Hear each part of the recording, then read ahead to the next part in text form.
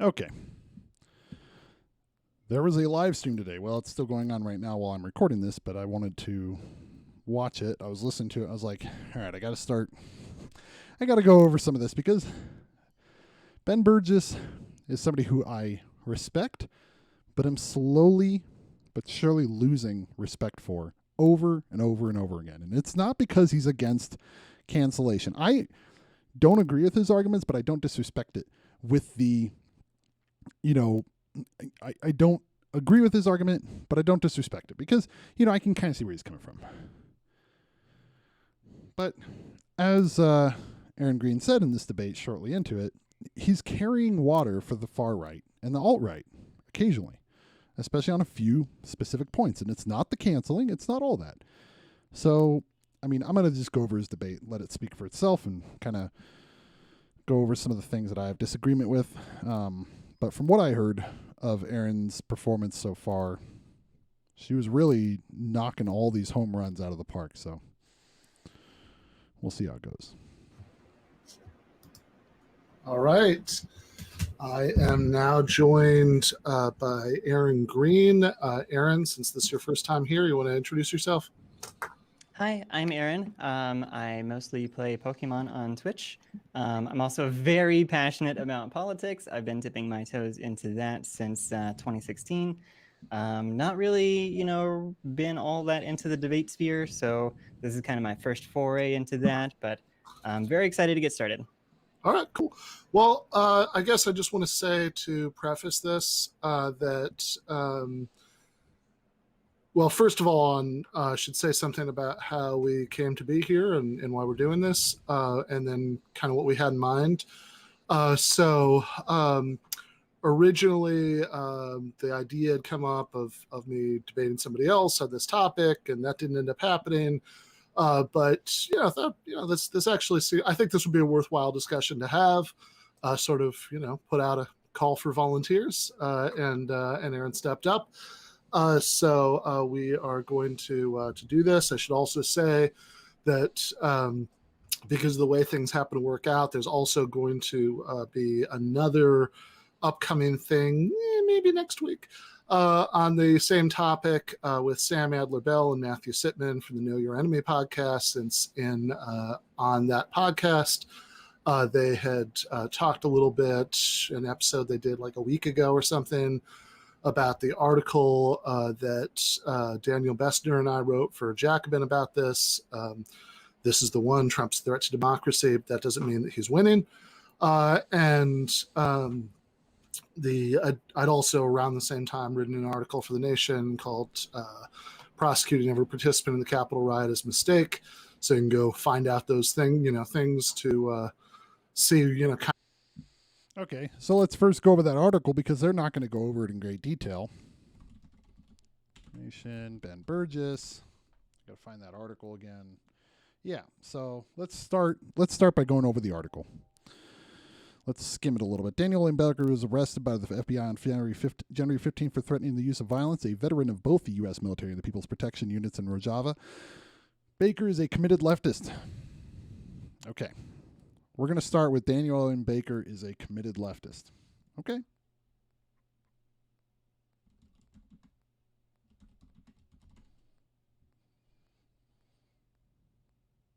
Okay. He took seriously both the idea that the storming of the Capitol on January 6th was a near-miss coup and the FBI's own warnings of similar events, blah, blah, blah. In online comments of Physical Flyer, he called for armed volunteers to defend democracy at Florida's state capitol in Tallahassee.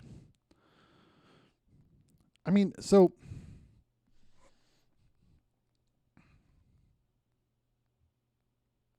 I don't understand this. Already, okay. So I'm a fan of Ben Burgis precisely because he's kind of a, I'm a logic for the left guy, I get it, I kind of like that. I'm actually going to fix my video really quick. But, I kind of agree with that, that style of doing things. I agree with it. But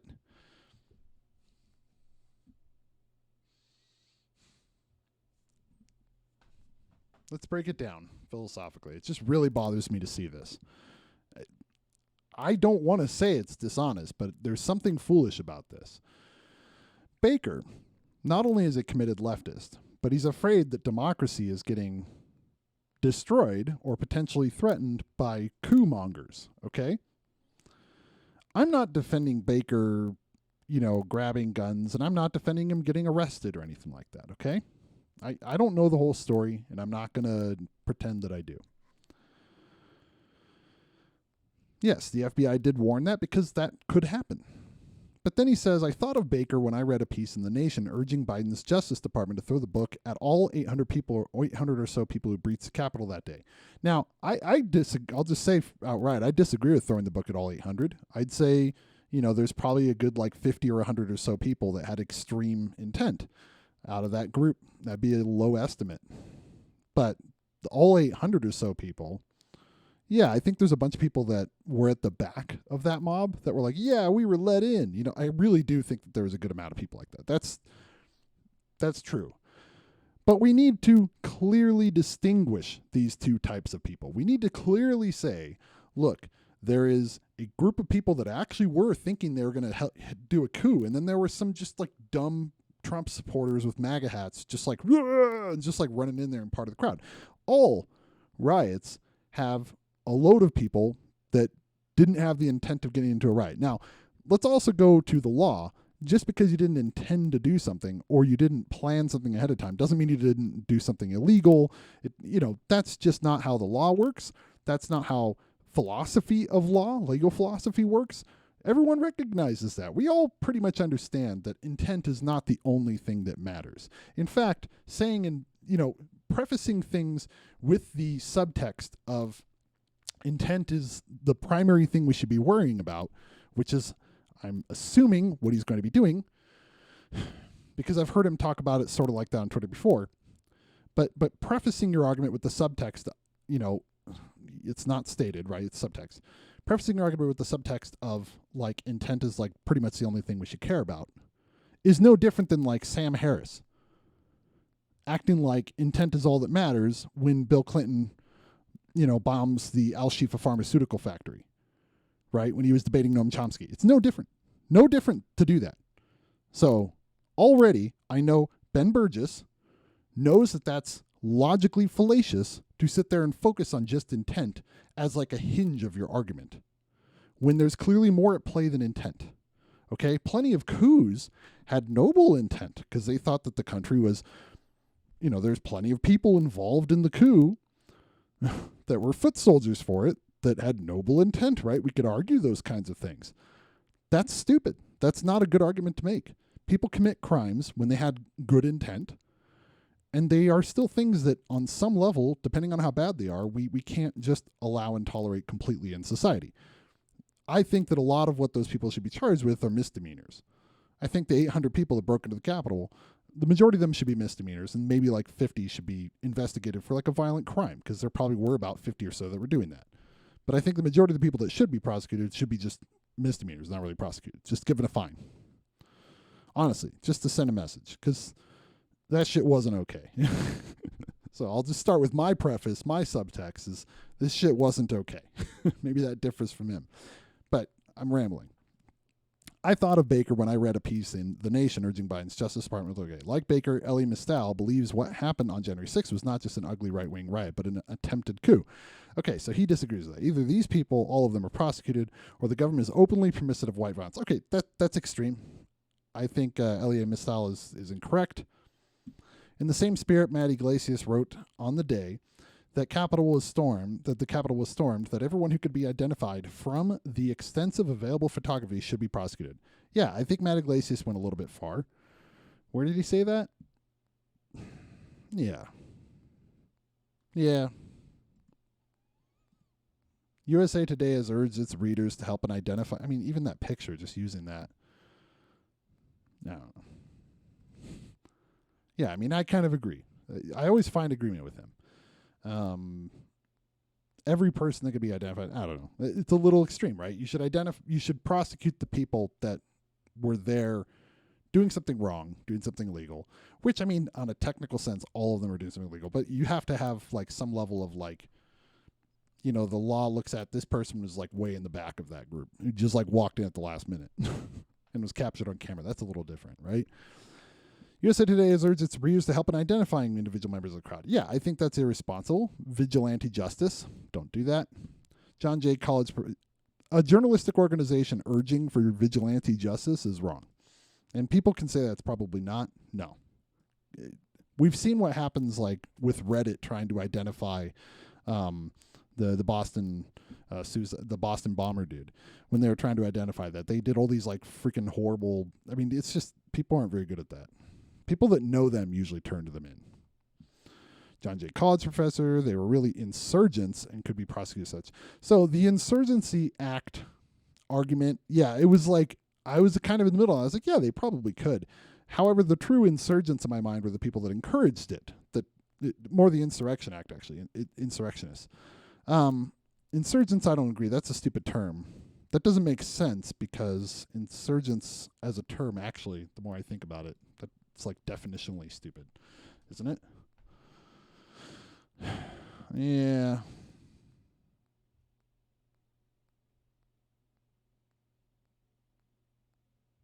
Yeah, I guess it could be seen as rebels or rebellion or something. Yeah, I'd actually agree with that term then. I was thinking of, there's a term for like, sort of like outside actors that are like helping that other country rebel or whatever. So like Saudi Arabia, Iran having like militia people that they back, and also they bring militia people into Iraq. How that does happen. I thought that was kind of what insurgency was about, but maybe 9/11 gave me brain cheese. Not sure. A lot of holes. The old propaganda still sticks in my mind.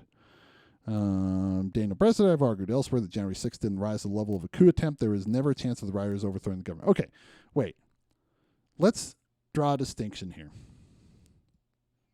Okay, let's get philosophical, boys. Let's do it. So, what did he write here? Oh my God. So, what did he argue?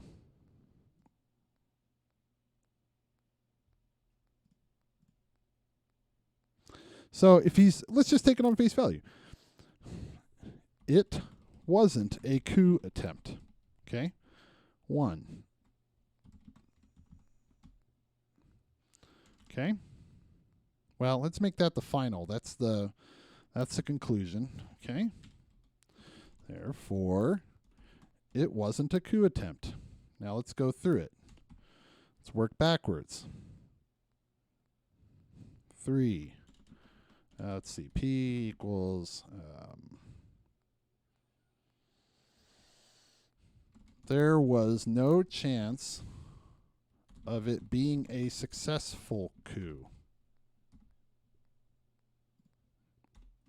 Dubious claim, by the way, but okay. I mean, you're right. If the military doesn't back it, yeah, you're right. Now, let's already look at this. I'm just going to object to this premise. Is an attempted crime... So, is attempted murder not attempted murder if it's not successful, if you had no chance of being successful at murder with your plan of murder. So, let's say you hire a hitman to kill your spouse or something like that. That's been done before, right? Let's say you hire a hitman, and that hitman is actually a cop. There was no chance of that hit being successful. Should you go to prison for attempted murder? Yes. Everybody knows that.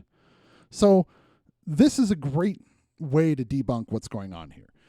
This is inherently either motivated reasoning because he's trying to, keep engaged with these people as a long-term strategy to keep deconverting them, which, hey, that's a strategy.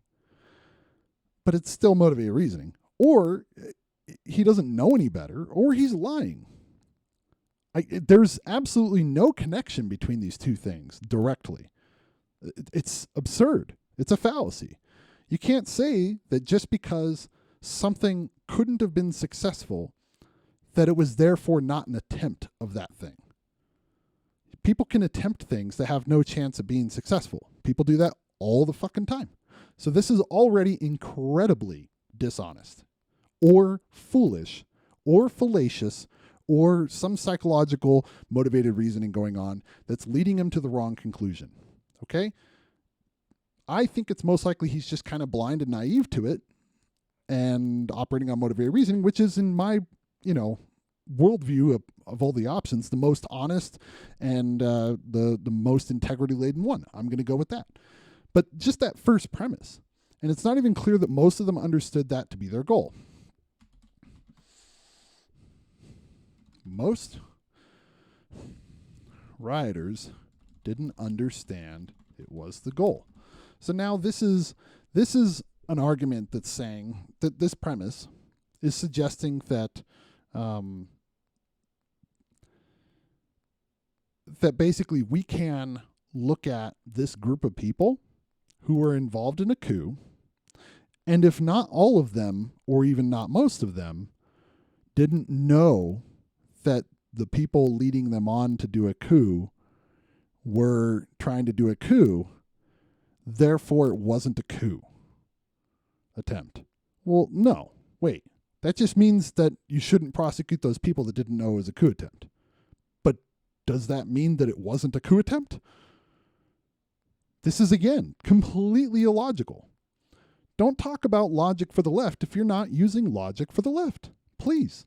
Again, hold yourself to account. Hold yourself to some standard of logic if you're going to make your entire brand about logic. This is completely illogical. Whatever we call it, dismissing it, though, January 6th was horrifying. I'm glad he admits that. The flag of slave-holding rebels was carried through the halls of Congress. Yes, some part. See, again, he does a good job of being controversial and then assuaging our fears, right? One officer later died of his injuries. Yes. Others fought with the Capitol Police. They didn't just fight with them. Is he going to talk about their injuries too? These people were beating them with flag sticks and weapons and spraying them with mace. I'm not sitting here defending police officers. I'm not going to be oh no, it's the leftist guy who all of a sudden likes police officers because right-wingers were attacking him. No, that's not what it's about. But the crowd was violent and seeking to do violent things, and there was a large number of them doing that. So, all right. And they not to mention they destroyed press gear and surrounded the press and were destroying cameras and attacking them, which is another thing altogether. That takes it even further in a way. In my mind, that is going further than attacking the cops. You attack the press, it's a totally different matter. I don't doubt for a moment that, of course, the commentators who have suggested that everyone who is there be prosecuted right to suggest that a predominantly non-white crowd stormed the Capitol. Yep, we all know this. Some of the protesters who entered the Capitol literally engaged in violence. They shouldn't be let off the hook, nor should lawmakers who took an oath to defend the Constitution escape accountability for their actions. But what about the hundreds who just wandered around taking selfies or chanting slogans? Yeah, but why were they again, I somewhat agree, but why were they there? What did Trump tell them to do? What did they think they were a part of? What were the slogans they were chanting? Stop the steal? So they wanted to stop the certification, the certification of the election results. They wanted to stop the election from finishing, from being certified. That's what they wanted to do. That was the slogans they were saying. They were chanting slogans to hang up Mike Pence. So if we want to talk about just chanting slogans, dude, quote the slogans. Quote the slogans in the article if we're going to actually talk about this. Take a note, though. This is a logical fallacy. This is multiple logical fallacies. I'll put that for that. So we have another point, okay? Mentions chanting slogans dismissively without talking about what those slogans were or what they meant. Stop the steal means they wanted to stop the certification of the election results and have Donald Trump be the wrongful winner of the election. They just wanted to get rid of democracy. That's all they wanted. That's all they were chanting. We just want to destroy democracy. Woo! Taking selfies inside a building after we beat cops and pushed our way in here. And freaking some of us were walking around with a noose. Some of us, we had a gallows outside at the protest and saying hang Mike Pence right here. Come on now. The simplest argument for prosecuting them is that entering close-off areas of the Capitol is a crime in itself, albeit an extremely minor one. Agreed. Give them a misdemeanor. Another brought up among others by Congressman Ted Lieu, I always forgot to pronounce his name, is that since Officer Brian Sicknick died of his injuries after one protester hit him on the head with a fire extinguisher, the other 800 or so members of the crowd could be charged under the extraordinarily draconian felony murder statute. Yeah, this is stupid, and I don't think anybody's going to be prosecuted under that other than the one person or two people that they can identify that did that. Yeah, that's not going to happen. Everybody knows that's not going to happen. No judge is going to do that. I can certainly see where these commentators are coming from. It's galling. But again, I could argue, okay, nobody's going to do that, but there may be a prosecutor that does that, which means it's a prosecution attempt to this. Just want to put that up there in the in the corner there. Just put that up there. It's a prosecution attempt. I'm willing to admit that. I can certainly see where these commentators are coming from. It's galling that the Capitol Police, who have no qualms about cracking down on Code Pink protesters or disabled veterans protecting Medicaid cuts, didn't do more to stop the rioters. Okay, so he's already accepting the right-wing framing here. They didn't do more to stop the rioters. Now, I'm not defending them, but the Capitol Police didn't take the right-wingers seriously because they've got stupid mindsets where right-wingers don't do this. Black Lives Matter does, these kinds of things, right? That's all it is. And they've just never had this happen. So they just don't think about it. Some people then asked for help, and there's evidence that the Trump administration tried to slow that down from getting there. There's also evidence that it was mismanaged by the chief of the Capitol Police. So again, all this stuff, this is stupid because these are different situations. What happened at the Capitol that day? They thought there was just going to be a regular protest all the way over there. They didn't realize it was going to come to the Capitol. They didn't register for protest there. Okay, they didn't realize that was going to happen. They were semi-prepared, but not really. But not only that, didn't do more to stop the rioters. What are they supposed to do? Did you watch the videos? I mean, let's watch the videos. Why don't we watch the fucking videos?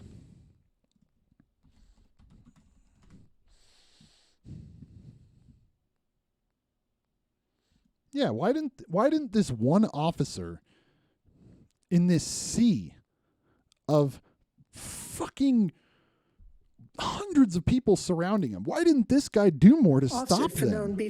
Why didn't they do more to stop him, guys? Look, there's this small number of these cops here against hundreds of people. And this is after they got the riot gear out. This is after people already got into the Capitol, by the way. And they're yelling push.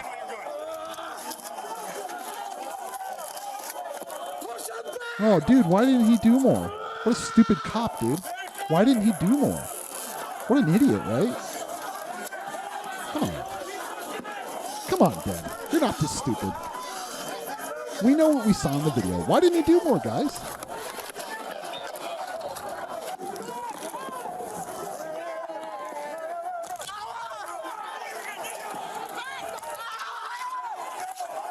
Why didn't the cops do more? Why didn't the cops do more, Ben?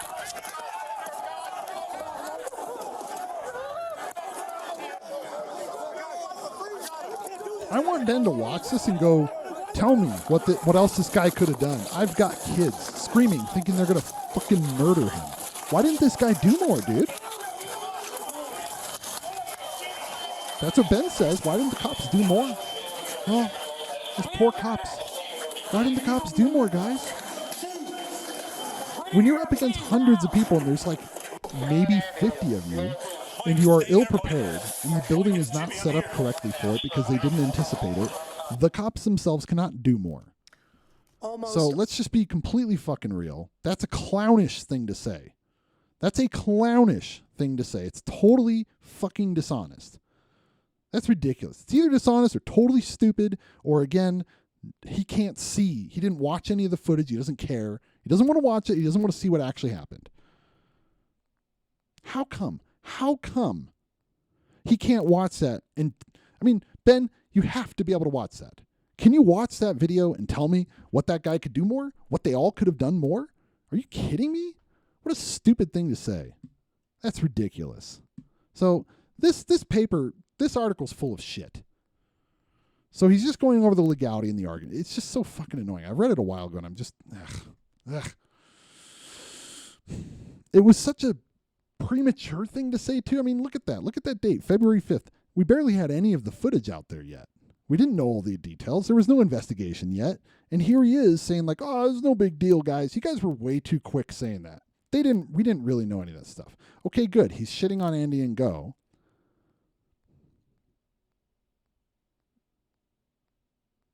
Oh, I hate this. Right here, he props up Andy and Go's brain hemorrhage, which was most likely faked, by the way. But okay. When he went on an interview, like within minutes, within a few hours, like with a mild black eye, again, okay, it probably was severe, but come on. So now this is the respectability thing, the be consistent thing. Again, I don't think consistency is that important. Philosophically speaking, I think being obsessed with consistency is incredibly flawed because just like taking anything to the extreme, if you take consistency to the extreme, you can have morally reprehensible ends. So I don't understand why the left is opposed to mass incarceration. Therefore, we should be opposed to locking up like 100 people that were trying to attempt a coup for their far-right fascist dictator wannabe. Like, wait. Calling for the harshest available legal theories to be used to lock up our enemies is unnecessary. Okay. They weren't. They could have all been prosecuted under the Insurrection Act, which would make them traitors to our country. No one was suggesting that, except for maybe some leaders that called for it, maybe some of the people that were leading it, but it was very rare that people were doing that. It was mostly, like, not the left. It was centrists that were calling for the most extreme things, because they're kind of right-wing on crime. So let's just be real. Who is he talking to here? Unnecessarily undermines the stance. No, it doesn't. What does this have to do with mass incarceration? Mass incarceration is a systemic problem at a large scale. Being opposed to mass incarceration does not mean don't lock up people who attempt a coup against the United States to support their fascist dictator daddy. Like, being opposed to mass incarceration doesn't mean you have to accept the opposite to that he's propping up. I just don't prosecute these guys. Seriously. It's also a serious strategic error in an era when, okay, here we go. It's strategic because optics, because you're going to normalize with your bad optics. Yep, bad optics. It's just really, I don't know. I understand. The same laws are used against Antinsky.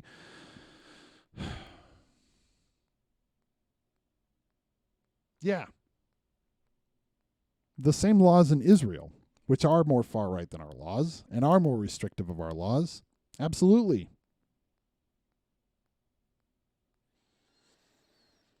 Why don't I just clarify after getting frustrated about this? Ben Burgis generally is an honest actor, but when he writes stuff like this, I think I can't tell anymore. I can't tell when he does this what his intent is. And it's aggravating because he's a smart guy, he's better than this, and it's really depressing. It's the same way I feel about Glenn right now. Well, I feel way worse about Glenn.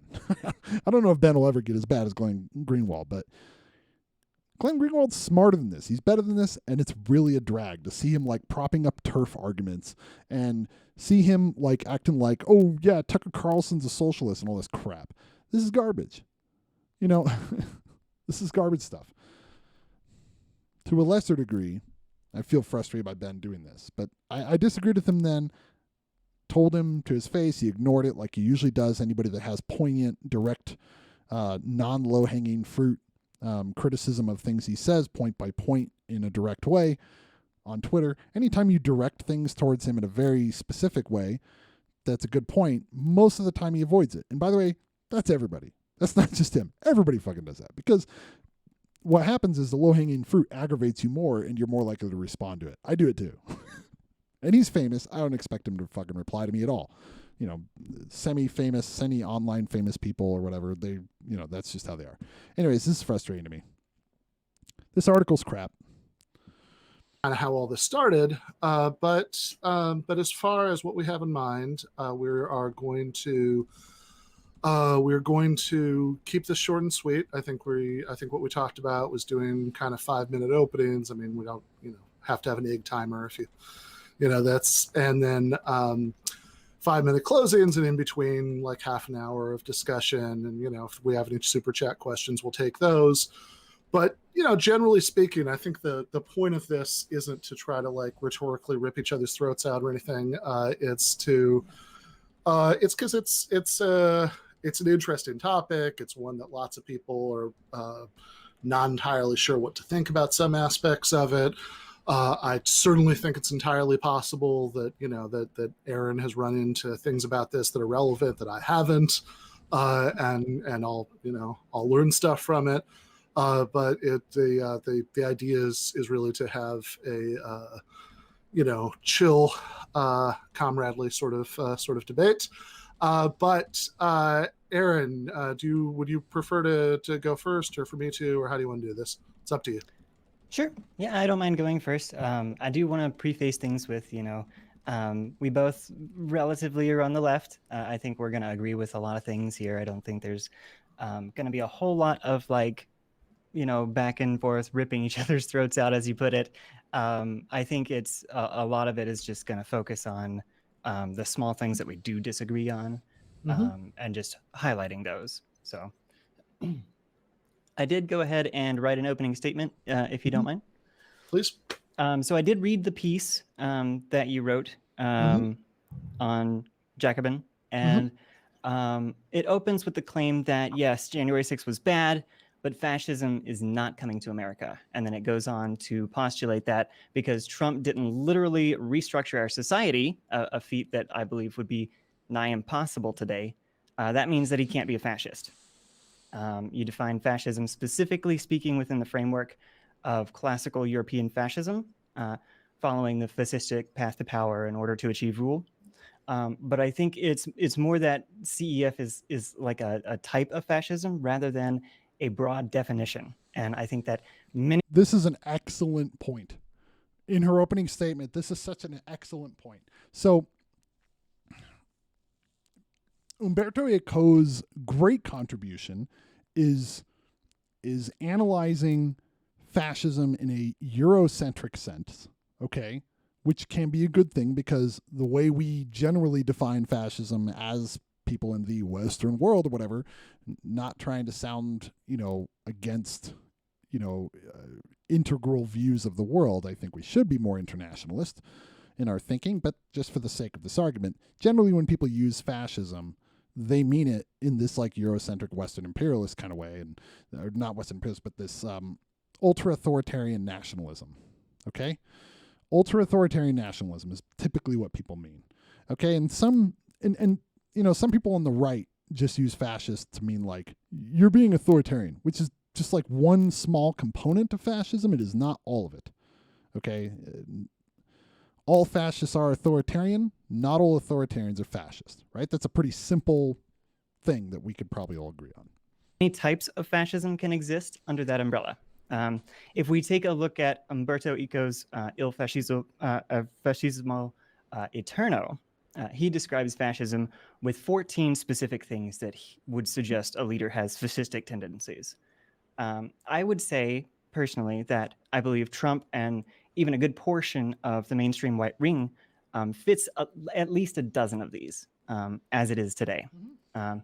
I would think that what he and his allies did leading up to the riot and the breaching of the Capitol would even rise to the level of stochastic terrorism.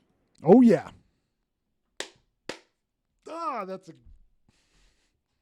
That's the right term.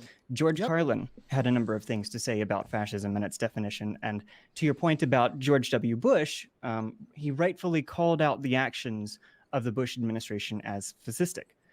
Even the founder of fascism himself, Benito Mussolini, had this to say about fascism.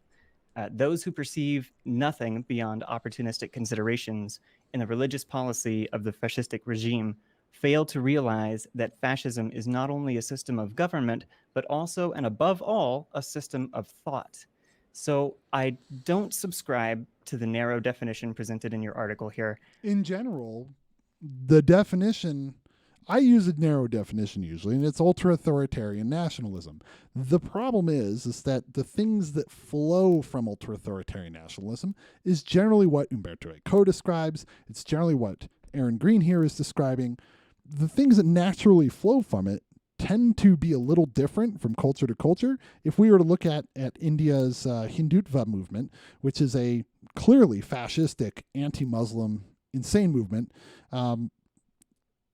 they aren't exactly the same in every single quality as the fascistic movement here. The fascistic movement in Eastern European countries sometimes varies a little bit differently. The fascism in Israel is a little bit different. Here in America, we aren't currently like forcing an apartheid state here, in our country. We really aren't. So you can't say that we're doing the same things, as Israel is, right? But we do a kind of fascism here as well that's different, right? So there's problems with definitions. I kind of agree to Ben's point that he'll bring up later.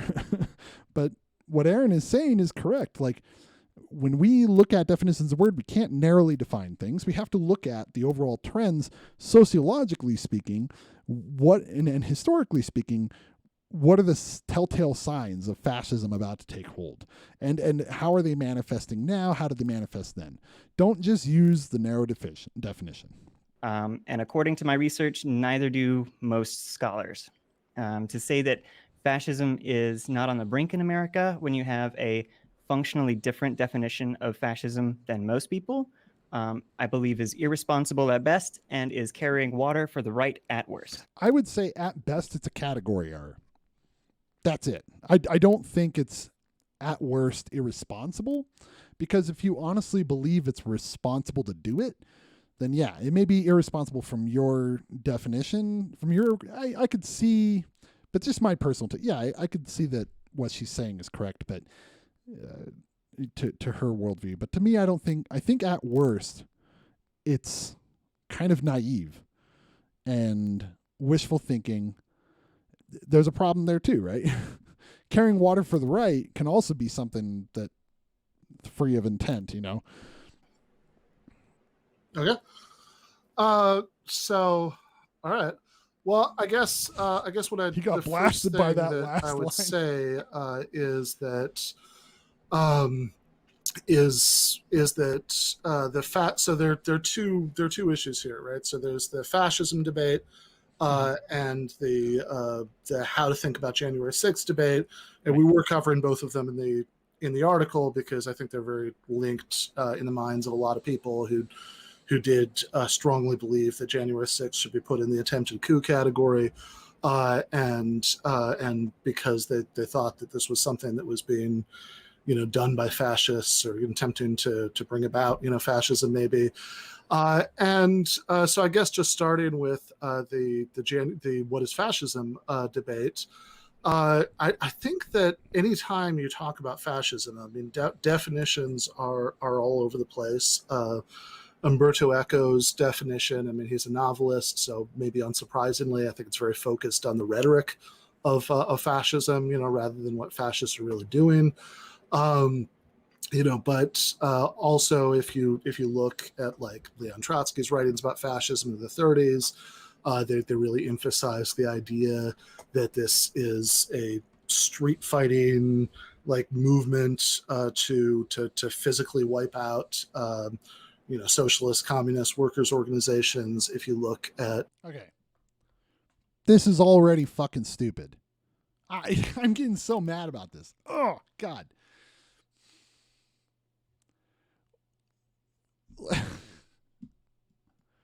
Let's go to Trotsky's definition. Just take note of that. In the 30s, he says. Yeah, in the early 30s. Fascism as a thing in that time transformed due to Nazi Germany. What is fascism? The name originated in Italy. Were all the forms of counter-revolutionary dictatorship fascist or not? That is to say, prior to the advent of fascism in Italy. Let's first say this, counter-revolutionary. Mussolini ran on revolutionary rhetoric. I'm sure he goes over that, but whatever. The former dictatorship in Spain of Primo de Rivera is called a fascist dictatorship by the common term. Is this correct or not? We believe that it is incorrect. Let's start there. Pretty sure it was like more like liberal in a way, wasn't it? No. Oh, no. Was it? Country, religion, monarchy. Sounds pretty fascistic to me.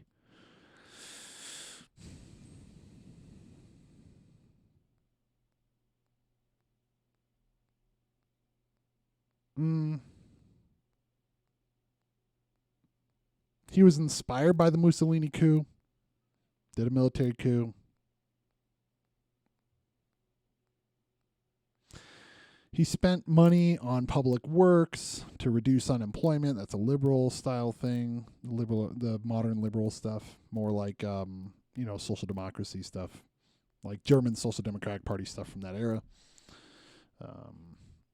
Introduced higher taxes on the rich. When they complained, he chose to change his policy, attempted to raise money by public loans, cause rapid inflation, blah, blah. Yeah, I don't know if he was a fall on his... Was he trying to kick out, people that were black? Like, was he putting people in prisons for their race or for being gay and stuff like that? Was he advocating for that?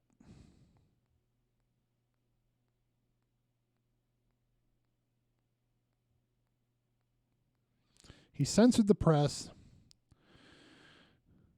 When intellectuals criticized the government, he closed El Ateneo, the country's most famous political and literary club. The largely anarchist CNT was decreed illegal, and without the support of the Socialist Party. So, yeah, he was like firm anti-communist, anti-free press. Yeah, this is authoritarianism. He had paternalistic conservatism is what they consider it. He was enough of a reformer his policy radical enough to threaten the interests of the traditional power elite. So it sounds like to me that he reminds me of South Korea's like first president, who was basically a dictator as well. Last name Moon, I think. First president, blah, blah, blah, blah, blah. Was it Syngman Rhee? No, there's no way. It was the guy after him. No.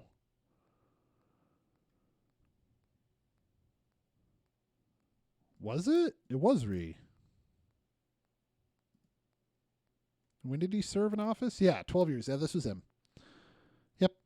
I thought didn't he have like a daughter now? It's like someone related to him is the president now, or she got outed as the president because she was being corrupt or something. I can't remember. But yeah. Syngman Rhee. I'm mispronouncing that for sure. Yeah.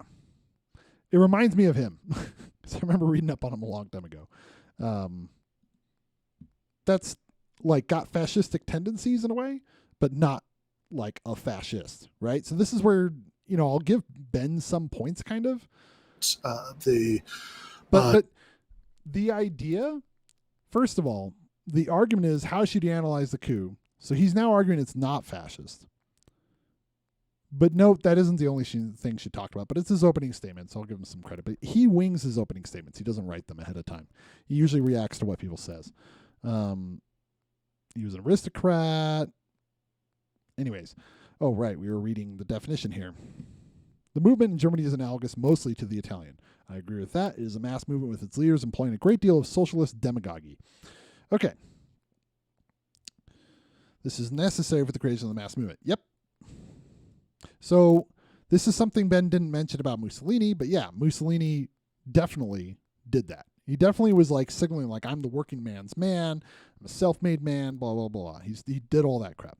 Genuine basis for fascism is the petty bourgeoisie, whatever. In Italy, it has a very large base, the petty bourgeoisie of the towns and cities and the peasantry. In Germany, likewise, there is a large base for fascism. It may be said, and this is true to a certain extent, that the new middle class, the functionaries of the state, the private administrators, can constitute such a base. But this is a new question that must be analyzed. In order to be capable of foreseeing anything with regard to fascism, it is necessary to have a definition of that. What is fascism? What are its base and form? Blah, blah, blah. Okay.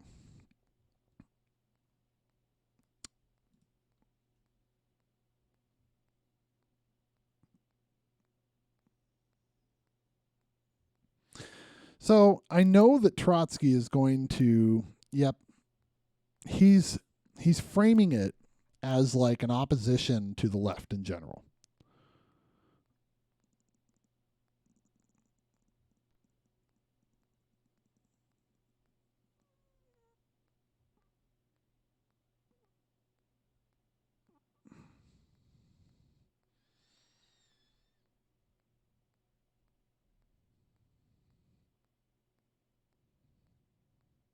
Counter-revolutionary despair.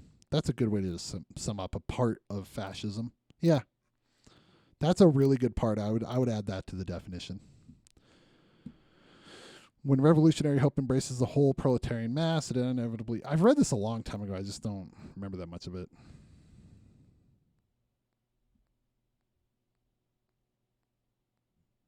But does he like not mention nationalism here at all?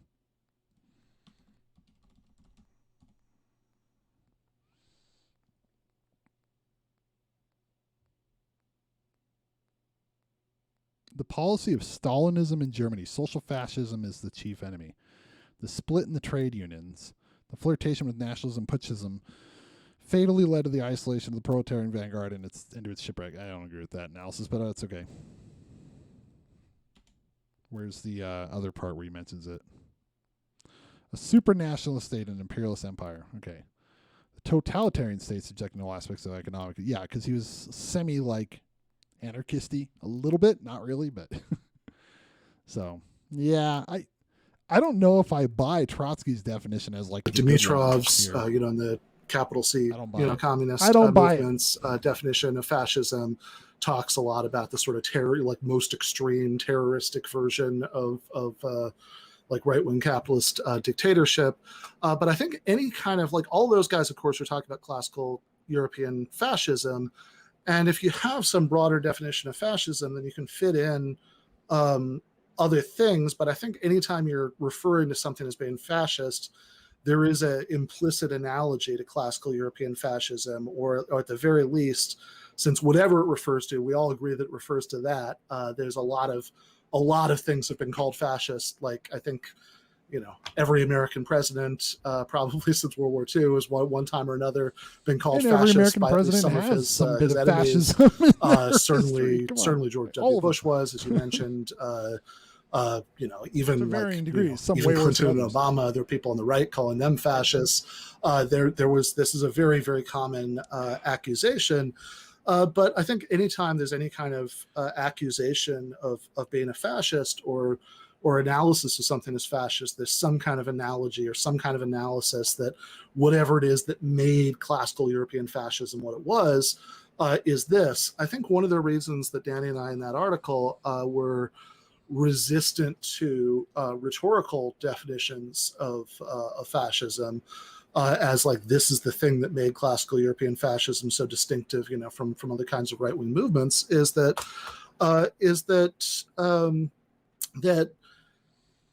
it's certainly true that you're going to find rhetorical similarities between Trumpism and classical European fascism, but I think you're also going to find rhetorical similarities between both of them and lots of right-wing and conservative movements before and since, because they're all drawing on the same wells, right? I mean, there's going to be lots of stuff about family and order and tradition and all that. Right, but I mean, wait.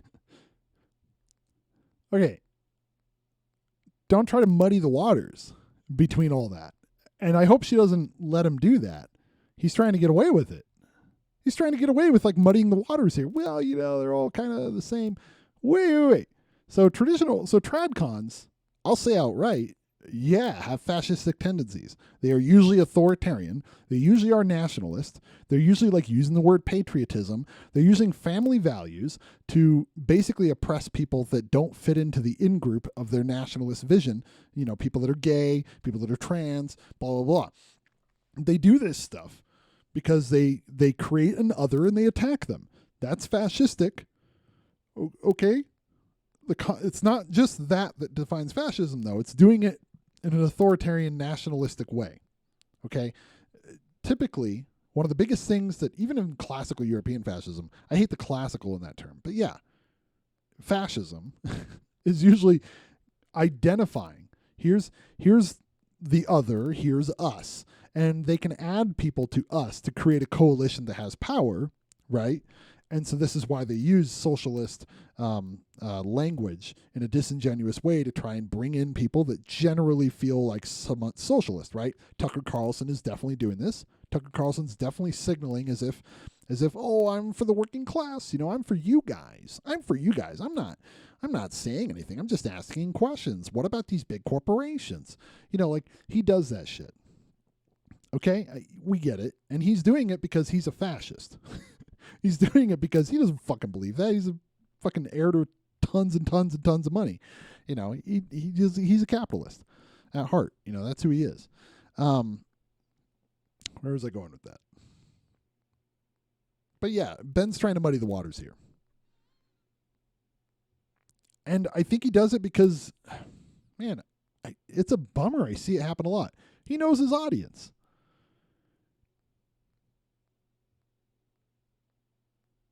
He knows his audience and he sees the potential audience.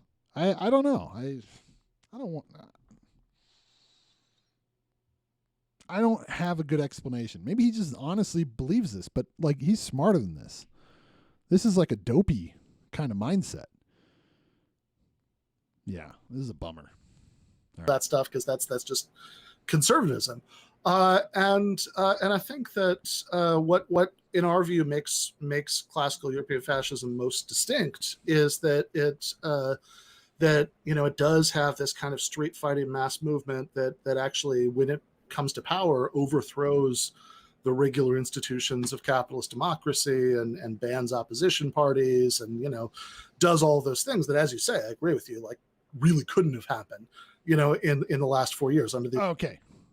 By the way, Nazi Germany, they didn't overthrow the institutions of capitalist democracy. He just bended them to his will, because it's authoritarian. But same with Mussolini. Like, this is kind of bullshit. Like, I don't like even conceding any level of, like, ground to this idea that they, like, broke down the institutions of capitalist democracy. No, they didn't. No, they fucking didn't. All he did was nationalize some companies and then tell the other companies they gotta work for them. You gotta work with the war effort. Come on. I think this is obvious. Everybody knows history would know this. Conditions in the United States. I don't think any of that's really true of Trump. And I want to get in just a minute to like why this is important, because we also tried to cover that in the article, because I can see somebody listening to all this and saying, okay, but like, you know, you're arguing about words, like what does it really matter whether we label it, you know, this way, you know, a toxic, horrible rose like Trumpism, you know, by any other name is just as rancid, you know. So I do want to get to that, but just real quickly on January 6th itself. So our view about that is that it was an ugly and terrible riot. I don't think we're downplaying it. I also don't want to upplay it. I want to just be accurate. I'll accuse him of downplaying it with evidence that I brought up earlier. He calls them chanting slogans. What slogans were they, Ben? String up Mike Pence. Freaking, you know, hang the traitors and stuff like that. But also stop the steal. Well, how are they going to stop it, Ben? What was their intent when they said stop the steal while they're charging through the Capitol? How are they going to stop it? Oh, that's right. Using their violence to intimidate and push lawmakers out of doing their job. Out of doing their job, certifying the election. They wanted to stop the election from taking place because their guy won. supposedly. And that's not true. He didn't. And the people who were there were mostly bad actors or people that were just totally fucking nuts. And I'm not saying that as somebody who's being, ableist. I'm saying like they were misled and totally wrong. I don't want to conflate people like me who have mental illnesses with people that are assholes. But, God. But what were they chanting? You did downplay it. You downplayed it multiple times. And one of the biggest ones was like, they're just chanting slogans, whatever. They're just going through the halls chanting slogans, and most of those people were just chanting slogans. What were they chanting? What were they wanting to have happen? Stopping the democratic process is what they wanted to have happen. That's fundamentally authoritarianism. About it, and it's certainly grotesque that Trump egged it on in the way that he did. But the idea that it's a coup or a serious attempt at a coup or anything like that just seems a little off, because there's never any chance that the military, would have sided with it, which is what would have. Okay, so he's doing it here. It's not a coup because the military wouldn't side with it. So he's doing it here. There was no chance of it being a successful coup, therefore it wasn't a coup attempt. That's not logical. I've already gone over that. Been necessary to overthrow the government. It's not clear that that's even how most people there exactly saw. Most writers didn't understand it was the goal, therefore it wasn't a coup attempt. That's bullshit. I'm sorry. It could still be a coup attempt from 100 out of the 800 people there, leading them and telling them what to do, and doing most of the pushing and fighting that pushed the police back and made them retreat. Like, that doesn't make it not a coup attempt, dude. Just because 700 people behind them weren't really thinking that's what it was, those 100 people did a coup attempt, right? Was it a coup attempt? Yes. Their goal, I don't think that they thought that, flawed. 800 mostly unarmed people could overthrow the most powerful, well-armed state in the history of the world. Oh, they couldn't have done it because there was only 800 of them. Therefore, it wasn't a coup attempt. So you can't attempt to commit murder unless you actually successfully could commit murder in the way you're trying to do it. This is complete logical fallacy. And I hate this. Because he's branded himself as the logic for the left guy. I'm the big philosophy expert. Look at me. I've got a philosophy degree. I teach philosophy. Here's logic for the left. By the way, here's my logical fallacies I'm going to use to defend right-wingers. And I think that even the sort of this terminology, the insurrection, that always seems very funny to me, because it's like we're sort of going back to this like kind of 19th century like thesaurus to find the insurrection, and that dude, insurrection's like totally not a cool term, bro. It's not cool. Why are we using these like really nerdy terms? They're like old school, dude. Let's use like more modern terms, like it was fucking mean what they did or something, dude.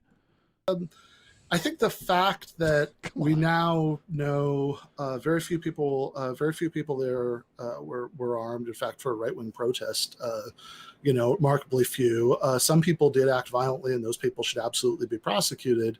Very few people were armed. Therefore, it wasn't a coup attempt. I don't understand these arguments. This is not a logically coherent argument. It doesn't work. There is a big gap he has taken a huge leap across without justification here. But not only that, again, we know in things like in legal philosophy, you can look at this and you can go, that isn't how that works. You don't say it wasn't attempted murder because it couldn't have been successful with that method. Okay? If somebody tries to murder someone with a fork, and they say they want to murder them, and then they said beforehand they were going to, and then you have recordings of them, people encouraging them to do it, and all of that, and then they're like, well, the jury's like, I mean, could they have murdered someone with a fork? Come on. So it's not attempted murder because they couldn't have done it. What? This person doesn't have a very good right hook. Therefore, they couldn't have attempted to murder somebody by repeatedly punching them with a right hook. So it's not attempted murder. This doesn't logically follow. Everybody knows this doesn't logically follow. This is intuitive to say this doesn't logically follow. This is fucking bullshit. This is fucking bullshit. He's peddling bullshit. And it's disgusting. This is totally disrespectful. I hated the article then. I hate his defending of the article now, months later, when we have more information and more video evidence, which shows it was a lot fucking worse than it looked back in February.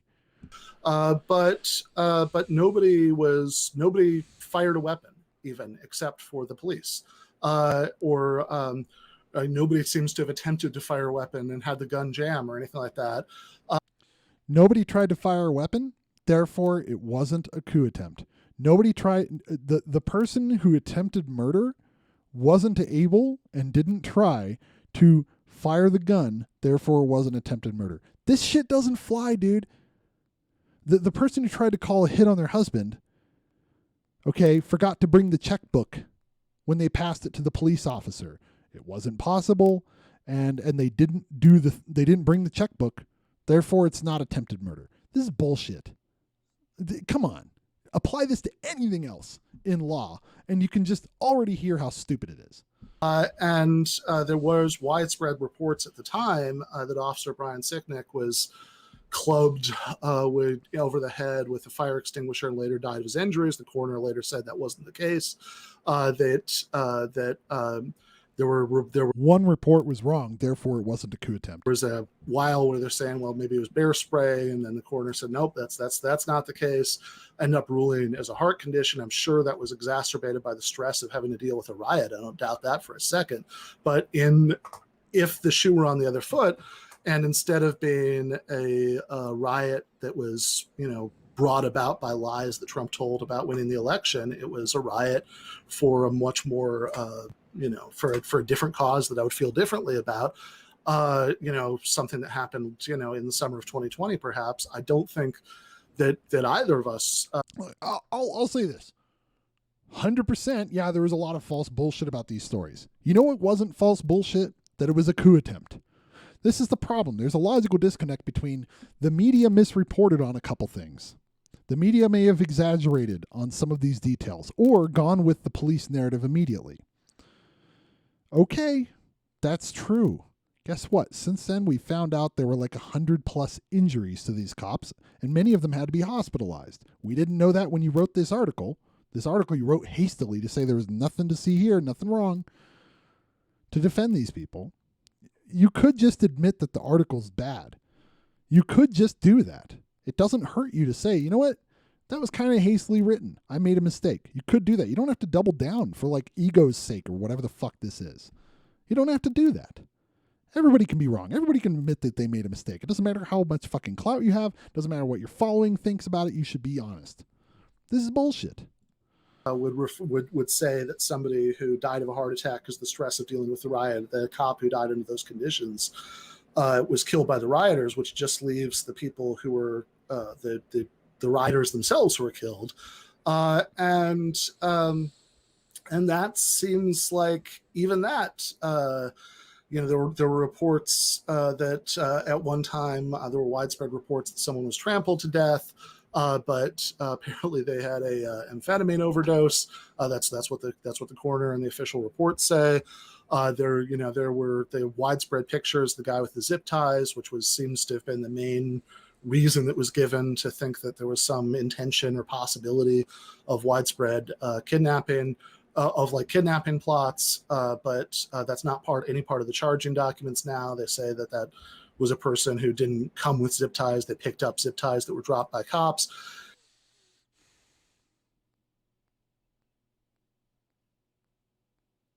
Okay. There was a picture of guys with zip ties. People freaked out about that. Therefore, it wasn't a coup attempt. If you stop the democratic process, you stop the certification of those votes indefinitely and say Donald Trump's still president when society has set these rules for this is when his term ends, this is how the process works. When somebody tries to, in an authoritarian way, with a crowd full of authoritarian nationalists, one would often call them fascists, white supremacists, okay, flying through there going like, they took our job, and blah, blah, blah, screaming and shit and saying they stop the steal, and going in there and trying to, and then the second that they hear that the lawmakers left the chamber, did you see the video where they fucking screaming, "Woo, this is awesome"? Wait, what about their intent? Their intent was to stop them from fucking doing the democratic process. Stop them from certifying our votes and who we voted for. They wanted to stop democracy, dude. What does it fucking matter if there's some exaggerations on the details, nitty-gritty details? You are getting lost in the weeds. You're literally looking at the trees when there's a fucking huge forest of context surrounding those fucking trees, dude. And I guess I know I've been going on for a while, so I'll just leave it there. And you were very short and sweet with your opening, so you can take all the time you want in response to this. But I think that none of this is to say that it's not the case that there were creepy militia people who were there, who had all kinds of terrible and fantasies. They were at the front, and maybe some of them under other circumstances would have made a more serious effort to carry that out. I think that's all true. Earpieces and shit, and we're communicating. They intercepted the radio signals. There was no serious attempt to these guys do were any like of that. coordinating and shit. It looks to and me like looking less for weak like spots, a coup or even insurrection, which I guess technically accurate, feels a little inflated to me. It looks like a riot, and political riots are bad, and particularly political riots for unjust causes that are caused by. What was their unjust cause, Ben? Say what it was. You know what their unjust cause was? They wanted to stop the fucking election, and they wanted to instate their dictator. That was the fucking cause. Politicians' irresponsible lies are really bad, and anybody who's involved, anybody who did anything violent should certainly be prosecuted.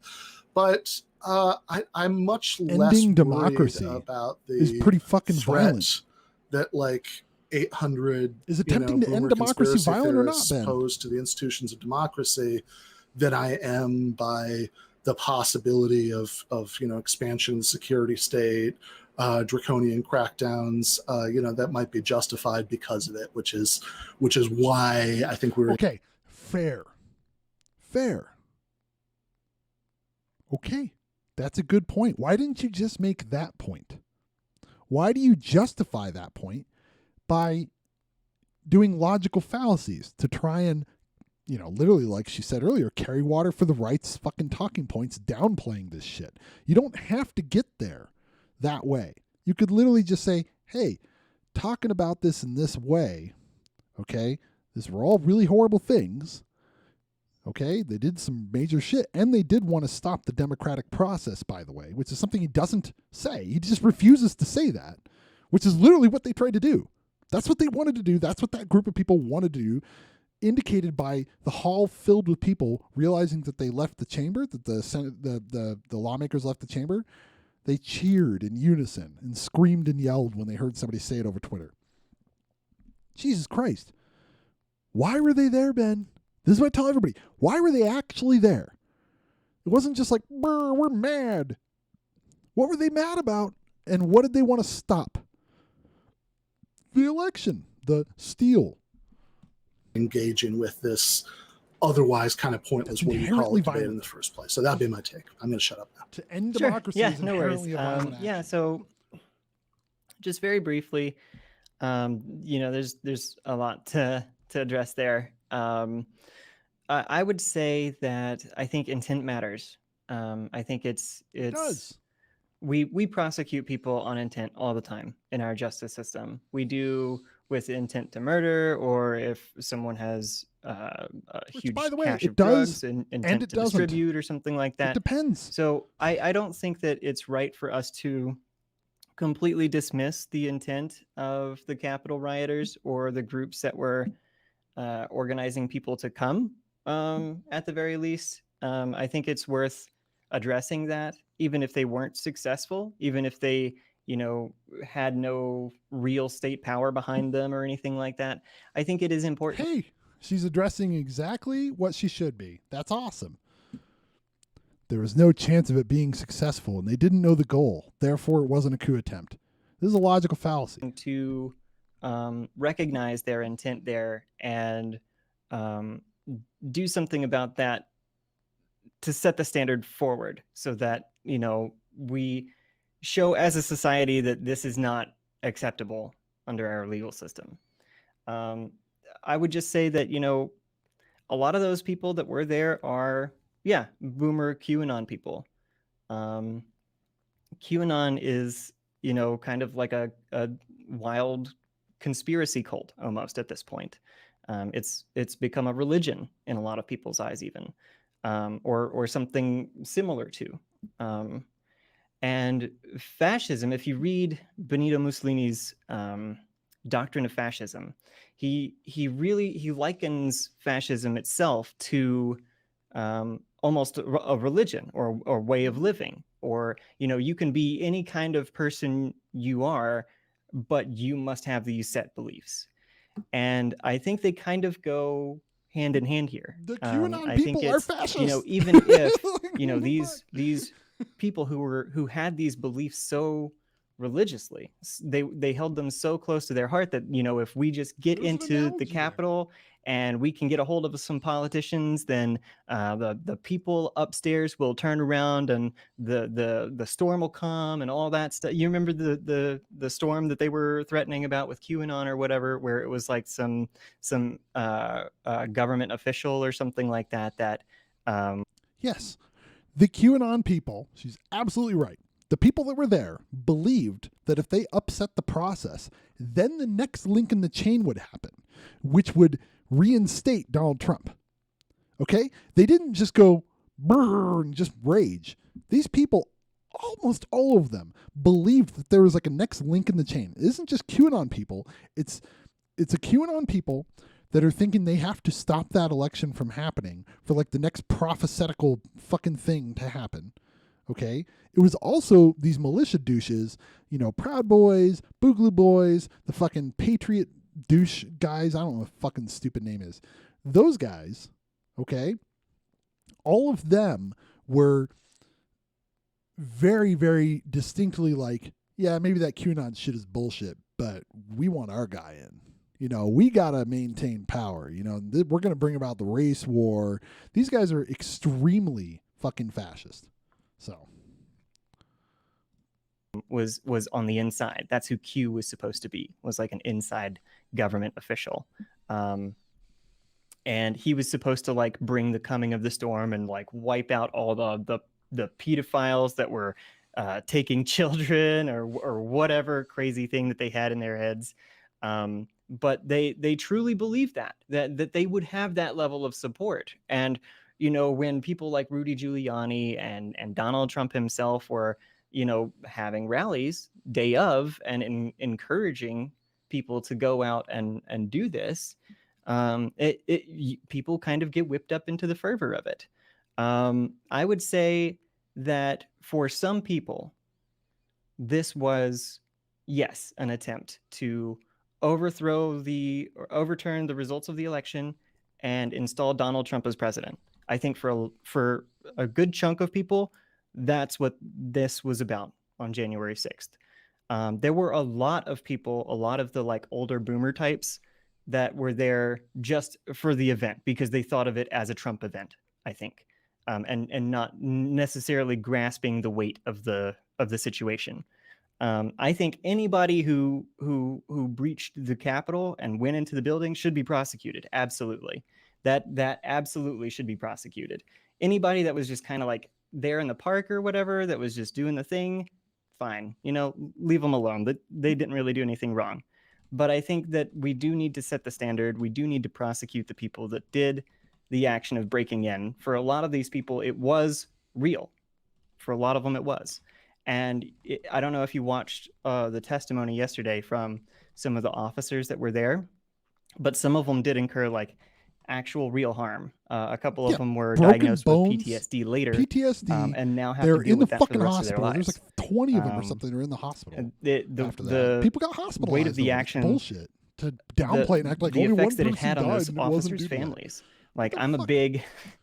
a big ACAB girl. I don't really believe in any of that stuff. But even I They're human having those beings. beliefs, They're still human feel beings. empathy for those officers for having dealt with that, and dealt with those people.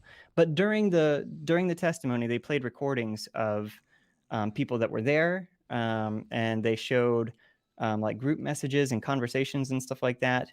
And it showed that, yes, there was, to some degree, a level of organization within some of these right-wing groups, like the Boogaloos or the Proud Boys or whoever it ended up being,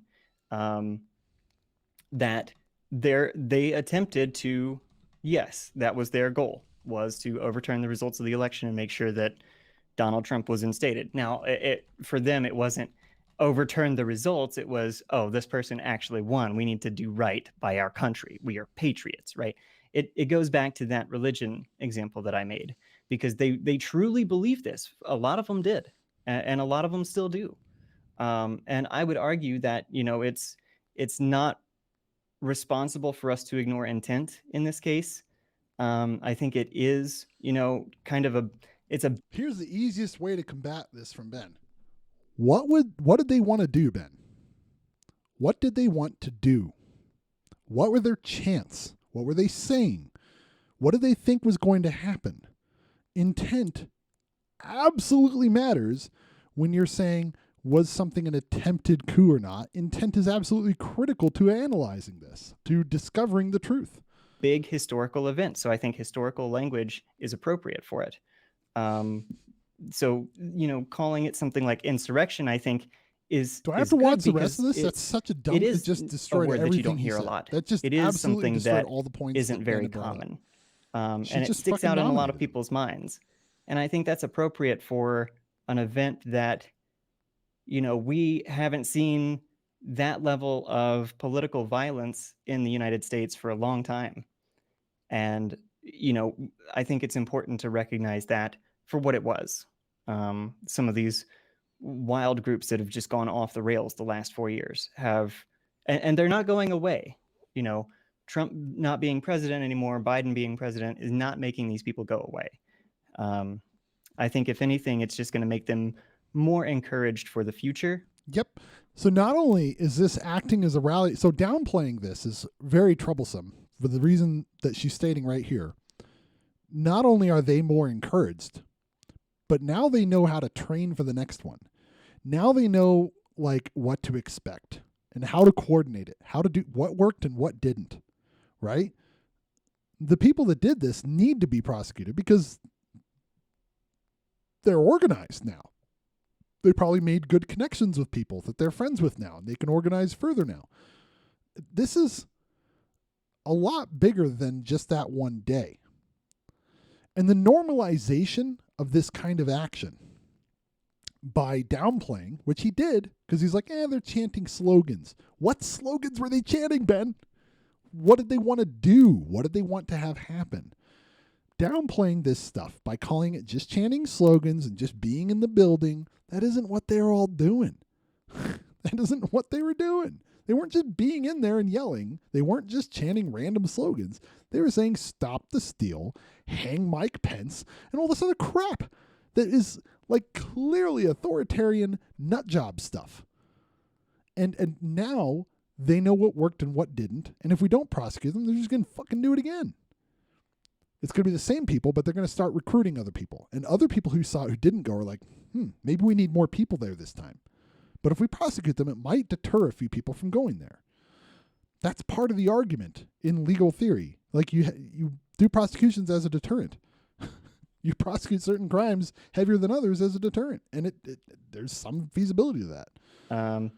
And almost steadfast in their beliefs, even more so than they were before. Yeah, so I guess one thing that I really want to pick up on that, and then maybe we can get some questions from the chat, or you can respond however you want to do it. But is the violence question, and how much of a precedent there is, and then what the prosecutorial response should be, and I like that. This is not a slam. I mean, real world, the life is full of times when things that we care about are in tension with each other, but I like the honesty, right, about that tension between ACAB and the Yeah, we all feel that tension on the left because, anybody on the left who's saying, I mean, ACAB is about systems and the institution of the police. Okay, the police are still people. The police officers are still people, and you should still empathize. You shouldn't like wish death on them or suffering on them or any of that. And plenty of them are good people. ACAB is not these people are bad people. It's a horrible institution. That's what it's about.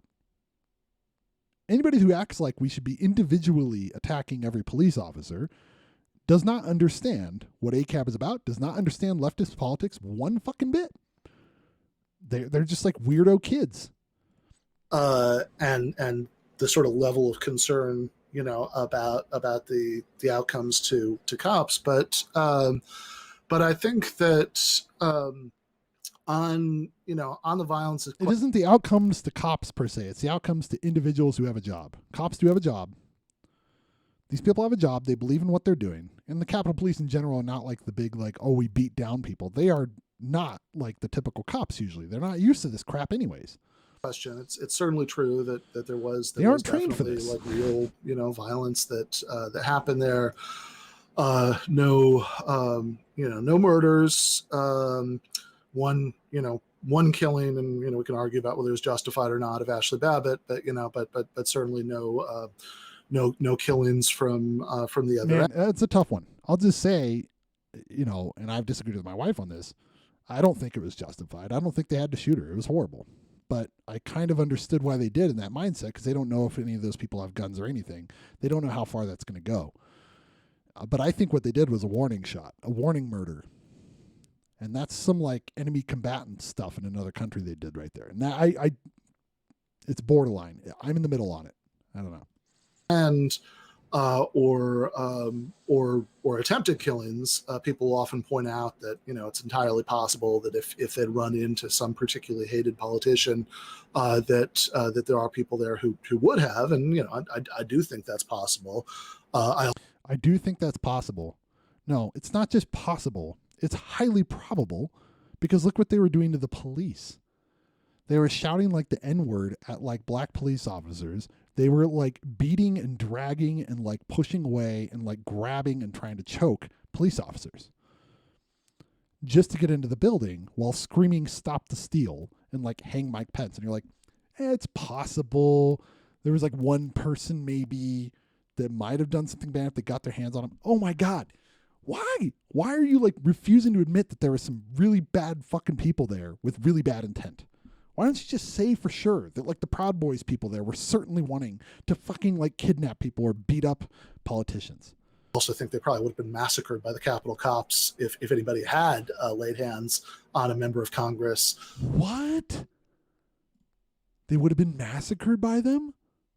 The Capitol Police were freaked out as fuck and couldn't do anything. No, they would have been massacred by the Secret Service that was in there. That was the Secret Service that shot that woman. That wasn't the Capitol Police. So, but I think there was it's certainly true that the intention was to, in their minds, right, stop, quote unquote, the steal, unquote, that they had been lied to, that Trump had won, and that the goal was to have that. Certainly the goal of the initial protest, was to protest what they thought was this injustice of the stolen election. Now, if we go from that goal, right, the goal of the protest, that this horrible, unjust thing is going on and we're going to stop it, to what the intention was of streaming into to the Capitol. Yeah, most of the people, by the way, that showed up to the protest didn't go in the Capitol. So we need to also make that distinction. There were plenty of people who were near the back of it that were like, oh, I'm not doing that. We need to treat those people differently. Yeah, I think the people that were outside protesting were fucking just protesting. There's a big difference. The people that went in are fucking rioters. Draw the distinction. as you say, QAnon is very culty. I think probably there were people there who, in some incredibly confused, poorly thought out way in their minds, thought that somehow they were capable of stopping the election, or if they weren't capable of it, then at least they're making this patriotic display would cause, whatever, the storm to happen. That right. So, are you admitting there are people that were trying to attempt a coup, even though they were like delusional about it? But I thought it wasn't a coup attempt. But there was no chance of it. Therefore, it's not an attempt. But those people were attempting to and really believed they would be able to. So it wasn't an attempt. Because it wasn't I don't get it, dude. People who were capable of it would finally step in, in some way. But I think that it is. I think it was a sort of spasm of rage. That, which is also, I think, an important point from my perspective, that this didn't happen. This happened because of the weakness of Trump's position. That he would have obviously loved it if some of those big beautiful generals had stepped in and said he got to stay president, but they weren't, right? And a whole series of Republican appointed, even Trump appointed judges had essentially laughed his lawsuits out of court. Done everything short of writing "lol, fuck no" on a piece of paper and passing it back. Even Pence wasn't going along, with anything he wanted, which was part of why this happened in the first place and why they were so riled up. And then this is what it was sort of resorted to, is 800, middle-aged conspiracy theorists, storming the Capitol. And as far as prosecution and violence, I would push back against the claim about how unprecedented it was. I mean, there was certainly violence against cops. It was something that is the unique thing about it, the disturbing thing about it. Well, the two unique and disturbing things about it are, one, that it was egged on, by Trump, and two, that it took place in such an important location. I think those were the two things that stood out about it. But just having that level of political violence was not particularly unique. I mean, there were several cases last summer of riots, or the protests that turned into riots, where you had dozens of cops who were injured, in some cases by mortars or other explosive devices. And that's, I don't want to minimize how traumatic something like that can be. I agree with you, and I have all the same, I think I agree that we should be able to hold both those thoughts in our heads, that the way that policing works in the United States is violent and militaristic and authoritarian and racist and should change.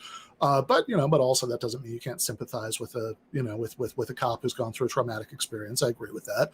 But as traumatic as the experience is, I'm much more concerned about the precedent that's being set.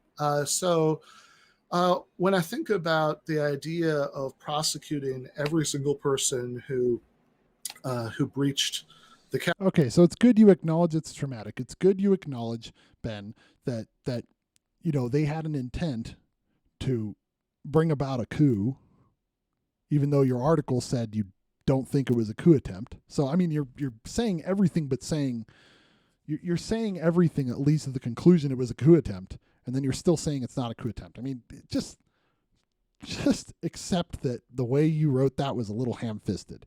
Just accept that you weren't that careful with your wording, and it was a little premature.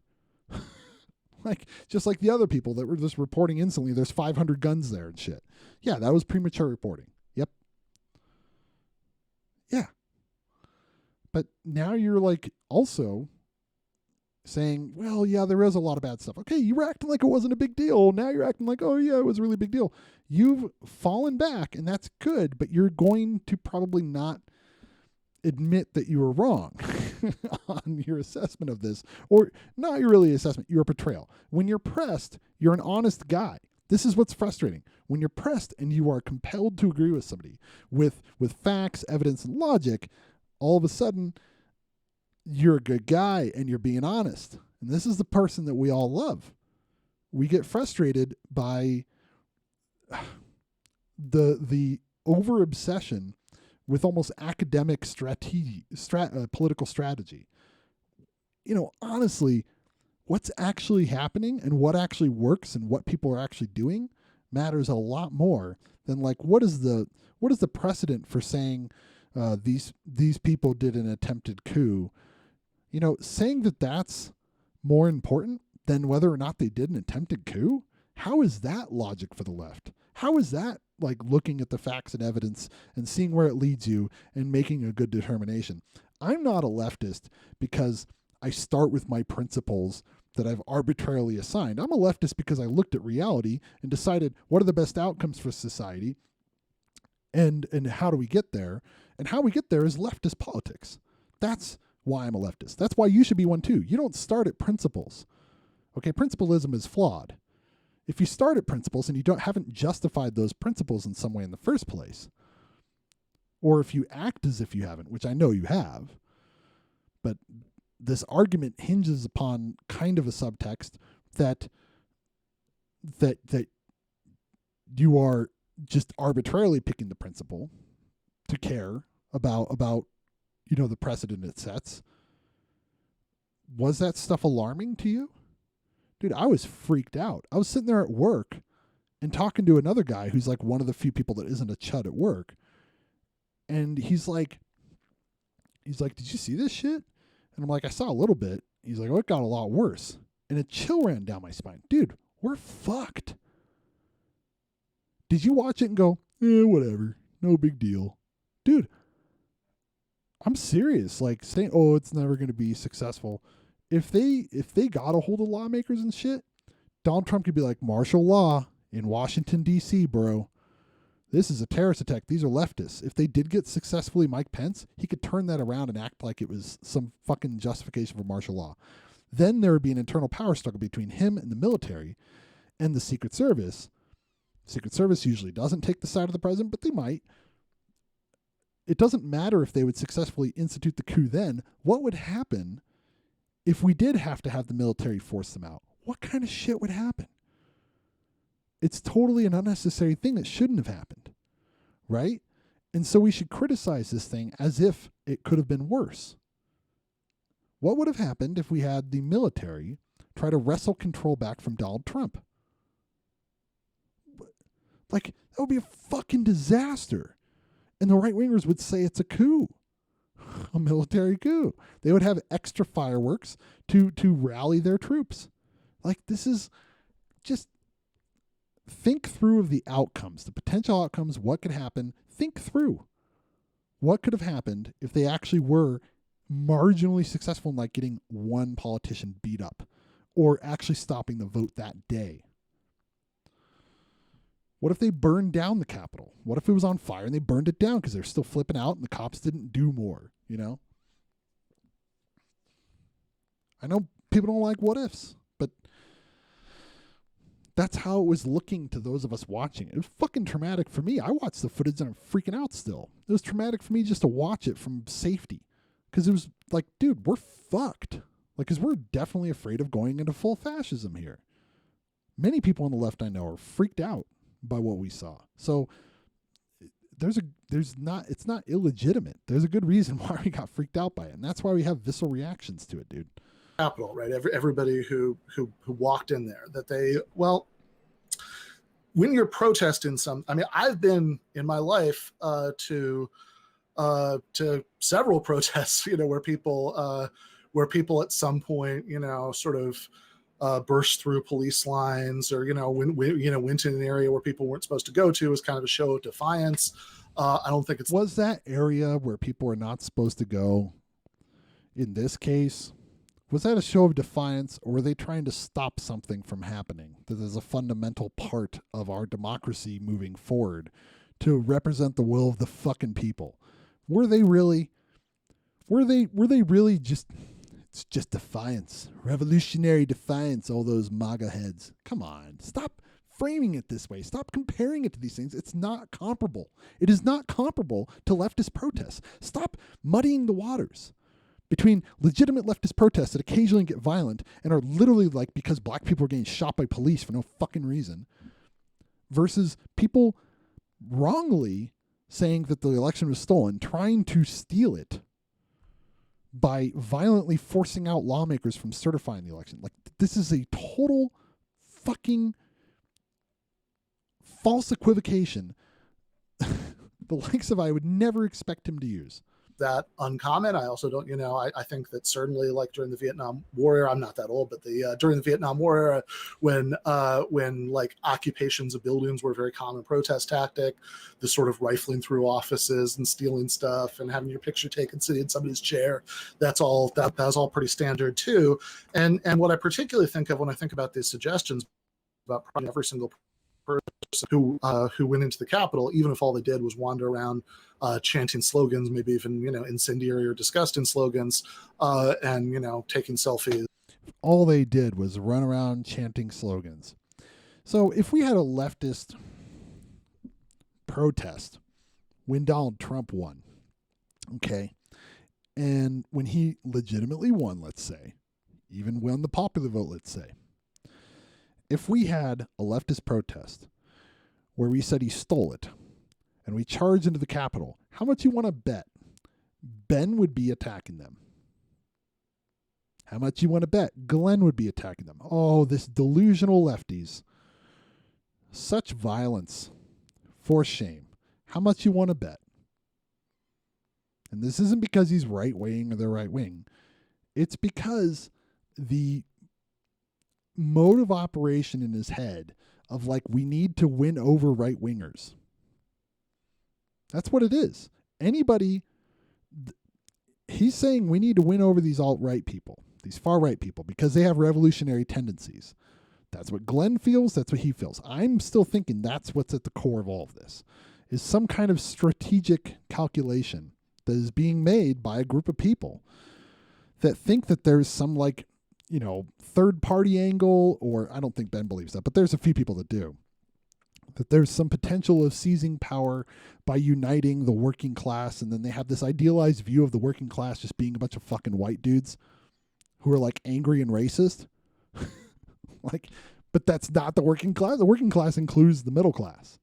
That's part of the problem, is the framing of the middle class, as Sam Cedar had on Majority Report, one of his guests, demonstrated that the framing of the middle class was expanded much in a way that's similar to the concept of whiteness to obliterate class consciousness and power of a more broad, unionized social group, right? So it's the same thing with whiteness. It's like, to maintain a majority, the powers in society that generally, a group of white supremacists, they allow other people in as white. White Hispanics are now white, right? People do that. Italians are now white. Germans are now white. Irish people are now white in America. Why? Well, because population. They want to keep holding on to that majority, right? There's no concerted conspiratorial effort. It's a systemic thing. It's just the in-group is trying to protect the in-group interests as a group in a general like motion of the ocean kind of way, right? This is the same thing. It's the same exact thing. The working class, again, he's not saying all this, but this is the kind of rhetoric I hear from the left that are defending the Capitol rioters, which is exactly what they're doing. They did this sort of romanticism, this idyllic romanticism about these Capitol rioters. Some of them did that. Ben didn't quite go that far, to his credit. But there were quite a few that did. Like Matt Taibbi definitely did. Matt Taibbi was a freaking idiot on this. And he definitely like acted like they were like akin to revolutionary forces. No, they're counter-revolutionaries. These are counter-revolutionaries. These are the angry counter-revolutionaries that Trotsky literally talked about in his article on fascism.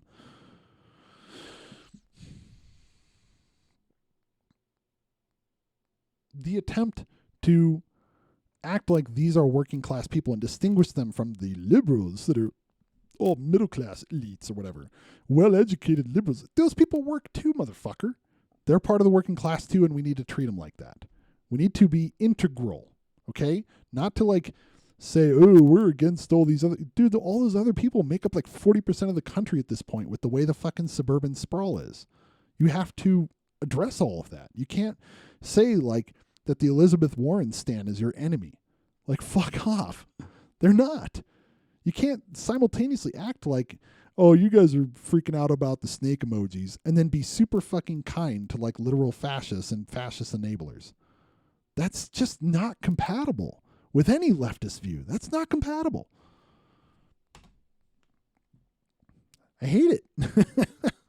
And maybe taking things that what I immediately think of is the Wisconsin protests in 2011 after to try to stop the law to take away collective bargaining rights. And once again, there you had people disruptively, illegally storming, in that case, it's the Capitol building, and I'm very, I'd have been very disturbed if every single person who did that, even if they didn't do any violence while they were there, just going in, was prosecuted. And I'm generally pretty worried about the idea that that any protest that turns into a riot, or any protest that includes elements of a riot, where some people who are there riot, that gets like a really harsh response. Because if that had been, the prosecutorial approach, I mean, not that lots of people weren't unjustly, arrested and all of that, but I mean that last summer, I think that would have been a disaster if the sort of left-wing, movements that I very much hope will come about, in the future happen. Then I'd be very worried about the precedent there, that even if you yourself don't do anything violent, if you are in a place you're not allowed to be, you've entered a government building illegally, or or other people there have done something violent, that you're prosecuted for that. I think that's a dangerous precedent for us to endorse, and this really gets at what, to my mind, is part of why this is important. Because I already see instances in which talk of right-wing extremists is used to do a lot of things that remind me uncomfortably of the early 2000s war on terror. The sort of regular but vague, ominous warnings, the cases like the kidnapping plot against Gretchen Whitmer here in Michigan, where it seems like all but like 6 of the people involved seem to have been informants, which reminds me of all of the uncovered plots, during the first war on terror that turned out to be like one like lonely mentally ill Muslim guy who was convinced over the course of months, to be involved in a bombing plot. Oh, sorry, you're muted if you were trying to interject. But anyway, so all of that worries me, I think, more than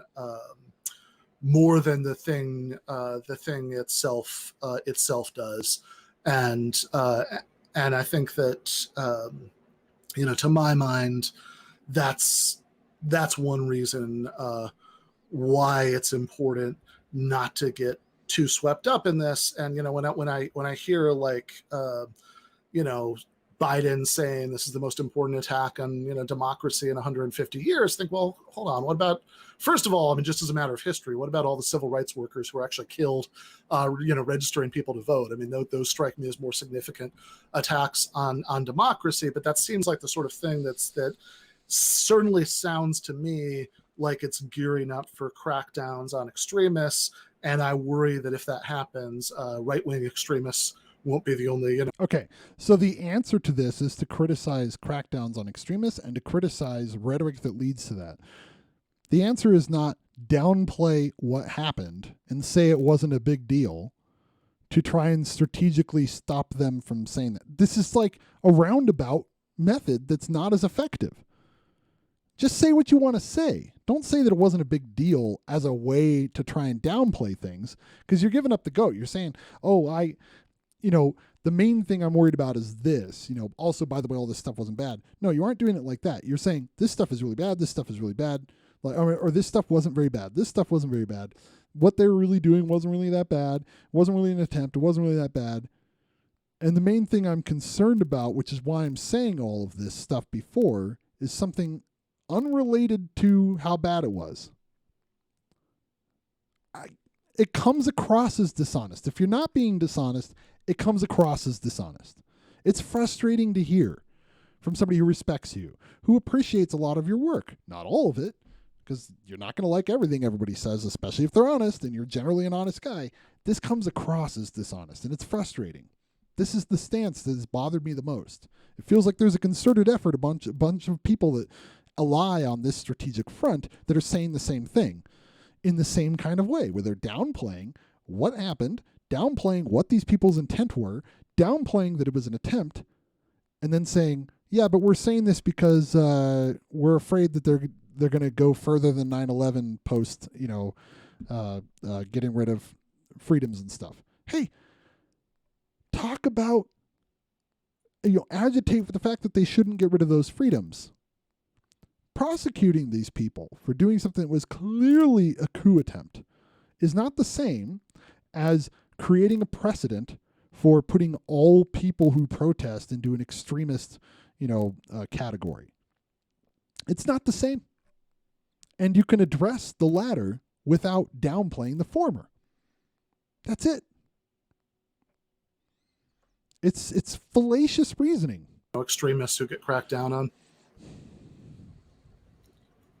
Yeah, no, I agree with you to an extent. I think primarily in the summer there were actually instances of something like that happening where people were getting picked up off the street by unmarked vans with unmarked officers that were in totally plain clothes, and none of that was really, I don't know, made apparent to anybody there. Like if you've got that kind of stuff already happening, I don't know. I would ask you to take a look at the context in which we live today. If your concern is with the right to privacy and with the police state and stuff like that and surveillance, I would argue that your goal should be to, I don't know, push for the dismantling of the NSA or something like that, because not to downplay the riots and this kind of stuff that you're talking about has already happened. Yeah, talk about that stuff, and it's already happened, and address that stuff directly. There were vast overreaches as far as like rights violations and stuff like that. I mean, you look at even the TSA, it still exists today, and it essentially only exists to pat people down, and doesn't really, the numbers don't really support the amount of funding that they get. So, but I don't know. I think the world we live in today is already pretty scary as far as that goes. I think if your argument is that, calling it a coup or calling Trump a fascist or prosecuting these people that, stepped over the line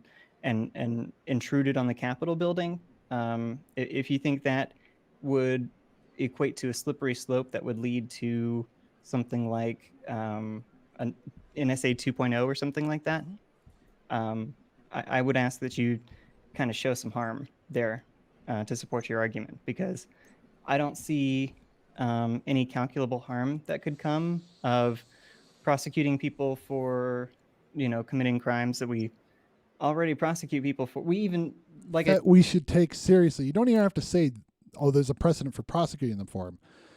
First of all, like all the Black Lives Matter protesters that were like rounded up were let go. They weren't prosecuted. There's very few that were prosecuted. Okay? And guess why? Because they didn't do something like this. They didn't do something like this, Ben. They didn't do that. They didn't go that far. It's relative to the crime committed, how dangerous they are perceived to be.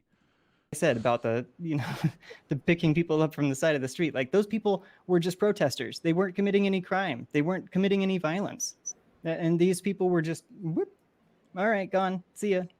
So I don't know. I think it's the context in which you're trying to make that argument doesn't fit with the world we live in today after, post 9/11, post security state.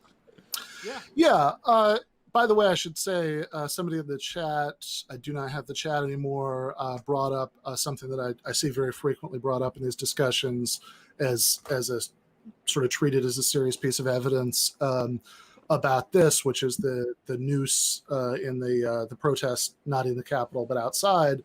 But I've never really understood what significance that's being invested with. That seems like a pretty common thing. I mean, there are. It was a gallows. It wasn't even just a noose. They set up a gallows and they said they were going to hang Mike Pence in it. And they told them to drag Mike Pence out of there. These guys were yelling to drag Mike Pence out of the fucking Capitol so they could hang him there. Oh no, it was just like free speech and just a protest. Dude. Like you can wasn't Google just a noose, guillotine plus protest. And you.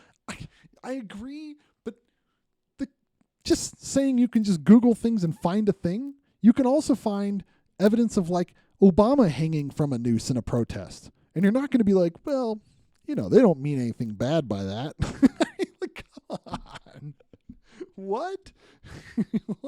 And you will find several examples of protests that you and I probably would both support, where somebody had a guillotine, that was like out as a like prop in the protest.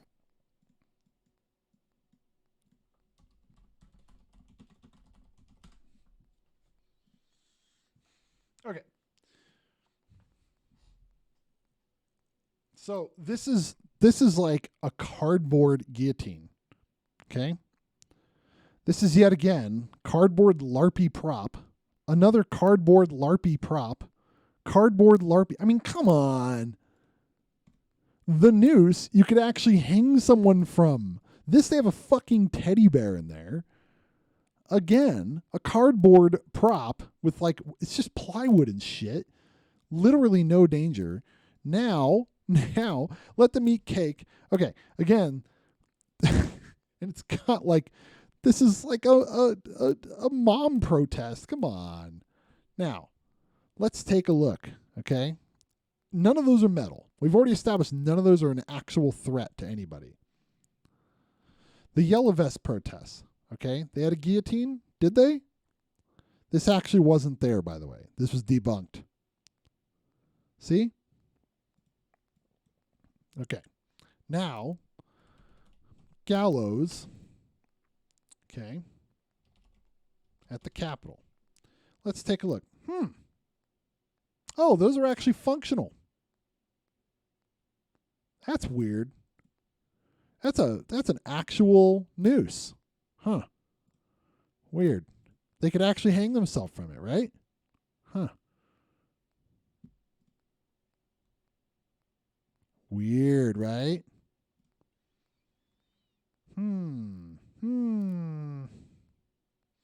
Okay. Anyways. I think that you can It's again another false equivalency. It just keeps doing it. Certainly argue about the more sinister connotations, but I think that the idea of something like that seems like obviously a symbolic prop to me, and I think and once again I really dislike the precedent of treating that as like evidence of intention to actually literally use it to kill somebody. Sure. But I'm what you said. Look, first of all, yes, the NSA should be dismantled. If that is a little different when people were out at Wall Street and not breaking into the Wall Street building, okay, and they have like a guillotine out that's made out of plywood, so no metal, no cutting ability whatsoever, and they have one out there that says like, let them eat cake. It's a little different in terms of like the intent, as like somebody screaming, drag Mike Pence out here so we can hang him, like a person specifically by name who put that gallows up to then put a rope on it, a real noose that you could hang someone from. Okay? And then people running into the Capitol saying, where's Mike Pence? We're going to hang him. We're going to kill him. We're going to drag Mike Pence out of there. Like, there's a connection between all these things. I'm not saying that person that made the gallows should be prosecuted, and he wasn't, but I'm saying he wasn't.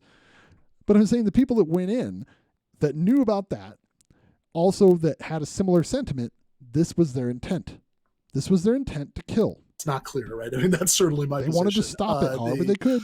There were people in there that wanted to kill. Was horrified by all the post 9/11 security state expansions, the Patriot Act, the Yes. You know, All the leftists are. indefinite detention, all of that stuff. In fact, I mean, often, you know, that was one of the formative political experiences of my life. Is, you know, is having, you know, being a sort of Chomsky leftist, you know, during the original War on Terror, and oftentimes Oh, that's interesting. You like Chomsky then? You're not Chomskyist leftist here. discussions, I'm kind of uncomfortably reminded of that. And I'm not at all saying that you've done this, right? But I mean, just to set the larger context, because very often I think I see people in these discussions treating, saying, I don't think this is well understood, you know, that this is really a coup, or, you know, anything like that. I think it's an ugly riot carried out by bad people with bad politics, you know, because they were lied to. But, you know, but I think that's all it was. That's often read. All it was people with bad politics that were lied to. Now, by the way, there weren't like 50 fucking like militia dudes and like 30 Proud Boys there who were like coordinating shit on headphones right at the front, breaking the windows, doing little flanks on the movement of the police so that they could break in, so that they could cause this to happen. It totally wasn't happening. No, that's the problem. You are downplaying it again. You're not acknowledging the fact. Registered as sympathy, you know, Of the people for the rioters.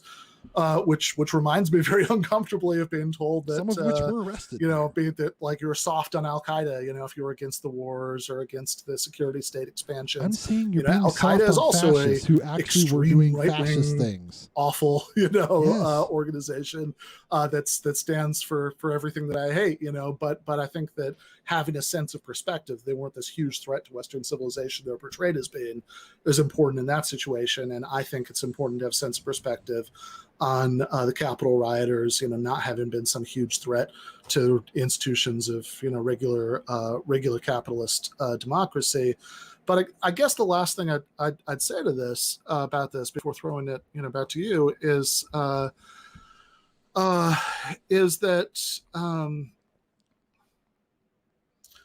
this idea that it's already so bad, you know, that we shouldn't worry about setting precedents that could make it even worse, which I think certainly, you know, again, Wisconsin. She's saying you can attack setting, you know, those precedents without downplaying who was in, how bad it was. Illegally occupying the Capitol, was prosecuted. Literally, like, this is a straw man. She's not saying that, like, we shouldn't worry about setting those precedents. She never said that whatsoever. That even, you know, despite, and yeah, I think both are true. There were extremely heavy-handed police state tactics used in some cases, especially by the Department of Homeland Security, another agency that shouldn't exist in Portland. And that's true, right? But it is also true that lots of people, you know, had, you know, illegally entered government buildings whatsoever, you know, weren't necessarily prosecuted for that. And this idea that it's already so bad that we shouldn't worry about setting precedents for it being worse, or sort of feeding into ideological justifications that can be used for making it worse. You know, the sort of what I would see as an overblown concern about extremists that is going to be used to justify making it worse, reminds me a little bit of a different kind of argument that last year I'd often have with a different kind of leftist, which is that. And, you know, I mean, I lived in a swing state. And so, you know, look, I voted for Bernie Sanders with a song in my heart in the primary. I voted for Joe Biden in the general election with, I didn't literally put a clothespin on my nose, but, you know, that was the spirit of it. You know, like I did that very unhappily, but I thought that was the necessary thing to do. I don't think Trump's a fascist, but I do think he's a Republican. And saying you don't think Trump's fascist, I don't know. I think he's a proto-fascist. I like people that say that. I agree with them. Saying he's like not fascist, I mean, what do you call the Muslim ban? What do you call putting Stephen Miller like in that high of a position of power and like repeating his talking points? He's clearly pretty fascist. And Republicans, you know, do dangerous things. They appoint, you know, hardcore union busters to the National Labor Relations Board. They try to deregulate, etc.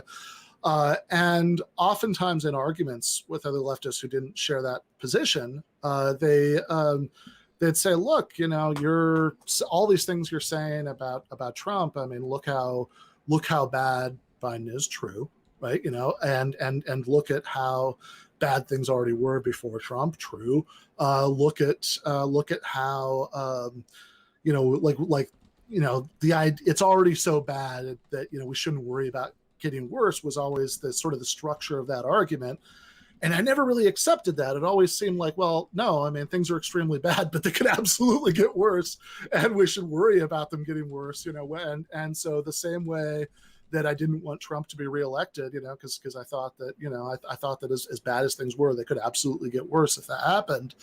I'm also worried about sort of propping up the justifications for expansions of the security state, for the idea that that we need like a war on terror, on domestic extremists, which has been very much in the air, and if this really is the greatest attack on democracy in 150 years, then that's that would justify like an increased level of state vigilance, and maybe put other concerns to the side. I mean, if democracy is really under severe threat, then I can understand that. Now, if it really was, the fact that it would have bad consequences wouldn't mean that we shouldn't say so. I mean, we should say true things, even if those true things might lead to bad things happening. But since I don't think it's true, then what do you think is not true? What don't you think is true? That's why I'm concerned about it. Yeah. No, I get it. I get where you're coming from, and I totally agree with you. I think things can get worse. That wasn't my intention or the argument I was trying to make. But that, I just think that I don't see why downplaying it is important. I don't see what harm is going to come to the left by not using this language. I think first and foremost, anyway. Like the behavior of the average Twitter user or the average leftist that you run into, that's totally irrelevant. I think what we should be looking at if we want to be using language is we should be saying, okay, well, the news media is, using this language and promoting these words and stuff like that. That's who we should be focused on, is the groups with the power to control the conversation and the language they're using. We should criticize them. But I think that, historically, when you take a look at the things that Trump did, I believe that, he may not rise to the level of a fascist simply by saying, if he's not consciously a fascist, you know what I mean? Like he's not like, okay, I'm a fascist and this is what I want and this is how I'm going to get it and blah, blah, blah, all this stuff. No. I think he is very selfish and very greedy, and I think that he will use whatever means necessary to get what he wants. But I think that the actions that he took a lot of times did rise to the level of what you would expect from a fascist leader. Yes. He did fascist things. If you're saying that Trump's not a fascist simply because he doesn't have that conscious thought, sure, I agree with you. But if you're saying that Trump's not a fascist because the actions that he's taken don't rise to that level, that's a totally different argument. Yeah, I don't think they do rise to that level. And I think that we can, like, one way of making this really concrete from my perspective is to think about the, COVID epidemic, that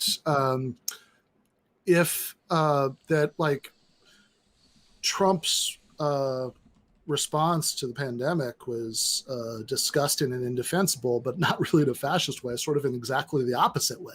That if you would think that somebody intent on an authoritarian power grab, that this is the golden opportunity of all golden opportunities. This is a unprecedented crisis that has. I mean, the things that that did happen, last year everywhere in the world, right? We're without precedent in responses to infectious diseases, and good, right? I mean, to be really clear about this, nobody misinterprets that. That I think that we did need to have those restrictions. And we should have given people more meaningful economic support so they could stay home. But we did need to have the restrictions. But the like if you wanted to consolidate your power, then this is just the perfect opportunity to do that. I mean, just handed from the universe on a silver platter. That in terms of centralizing, federal employees, federal power. That I mean, you actually did have countries where that was the response, like Viktor Orban in Hungary. I mean, they basically transferred a lot of extra power to the president, and like really did like do this very ugly authoritarian power grab. Whereas Trump's response to that was exactly the opposite. I mean, man, I could have used a little more fascism, in that circumstance. That's going to be clipped. But like, it wasn't nearly authoritarian enough. That it's instead it was criminally negligent. It was just ignoring it. And letting people die. So I don't think his actions fit that. I think that Trump, by and large, I think that some of the immigration stuff was worse than what other Republicans would have done. That's certainly despicable. But I think that for the most part, Trump in most areas governed, pretty much the way that Mitt Romney would have if he had won in 2012. Pretty much the way that John McCain would have if he'd governed, if he'd won in 2008. Okay, I have to stop here. This is too long of a reply. I got held up, but essentially, this is the problem. Well, that's a little too big. But essentially, this is the problem with his argument. Okay. Essentially, the fundamental point of his argument is that there wasn't a coup attempt, and here's why. Most rioters didn't understand that the coup attempt was the goal. So this assumes that some of the rioters did understand it was the goal. So there was a coup attempt by some of the people there. That means that the whole thing wasn't a coup attempt, but it was? I don't know. There was no chance of it being a successful coup. Again, analogy to attempted murder. You hire a hitman or something for your spouse, whatever, you get caught by a cop, you forgot your checkbook. It doesn't matter if you didn't bring a weapon, doesn't matter if you didn't bring the means. You attempted to, you tried to make the deal. Even if the cop made it so that it was not possible for it to be successful, that doesn't mean that it wasn't attempted murder. Okay? Everyone recognizes that to be true. That is totally non-controversial unless somebody is literally trying to like weasel their way out of the implications of accepting that to be true, which some people do that. I don't think Ben would. I think Ben would find a different justification and not weasel his way out. He would find another solid way to get out. Right here, the other argument, the left shouldn't be in favor of prosecuting these people because supposedly the left opposes mass incarceration, which prosecuting doesn't always mean incarceration, first of all. Prosecuting can be done where they just get a fine, right? But also, mass incarceration is a huge systemic thing, and putting people in prison for committing crimes doesn't necessarily mean you're supporting mass incarceration, okay? Especially if you're like, these crimes are especially serious, even to leftists, right? Like I get it, you don't put people in prison for weed. The opposition to mass incarceration is still context-driven. It's still context-driven by, yeah, we're putting them in shit for stupid shit and we keep them there too long and our recidivism rate is too high, so we need to stop putting them in prison when we don't need to. Nonviolent crimes. This is a violent act that they committed, trying to stop democracy from happening, trying to end the democratic process. So that then they hoped some other person who is an insider, Q, would like take control, right? That's the problem. But the main assumption premise there, prosecuting these people who attempted coups like mass incarceration, I already dealt with that. That's not the case. So, therefore, this conclusion doesn't logically follow from the premises that he set up in the subtext and everything else. His assumptions do not lead to that conclusion. I don't know what else to say. This is not logic. This is not philosophical thinking. This is merely thinking about praxis or rhetoric or whatever. This is just thinking about, we just need to think about how we appear and how we sound strategically so we don't turn off the right. This is nonsense. We aren't going to win over the QAnon weirdos. We're not. Give up. Don't try to appeal to them. Go and try to appeal to the people that don't vote. Okay? The people that don't vote are the best people to go after. I really got to go. Thanks for anybody who watched.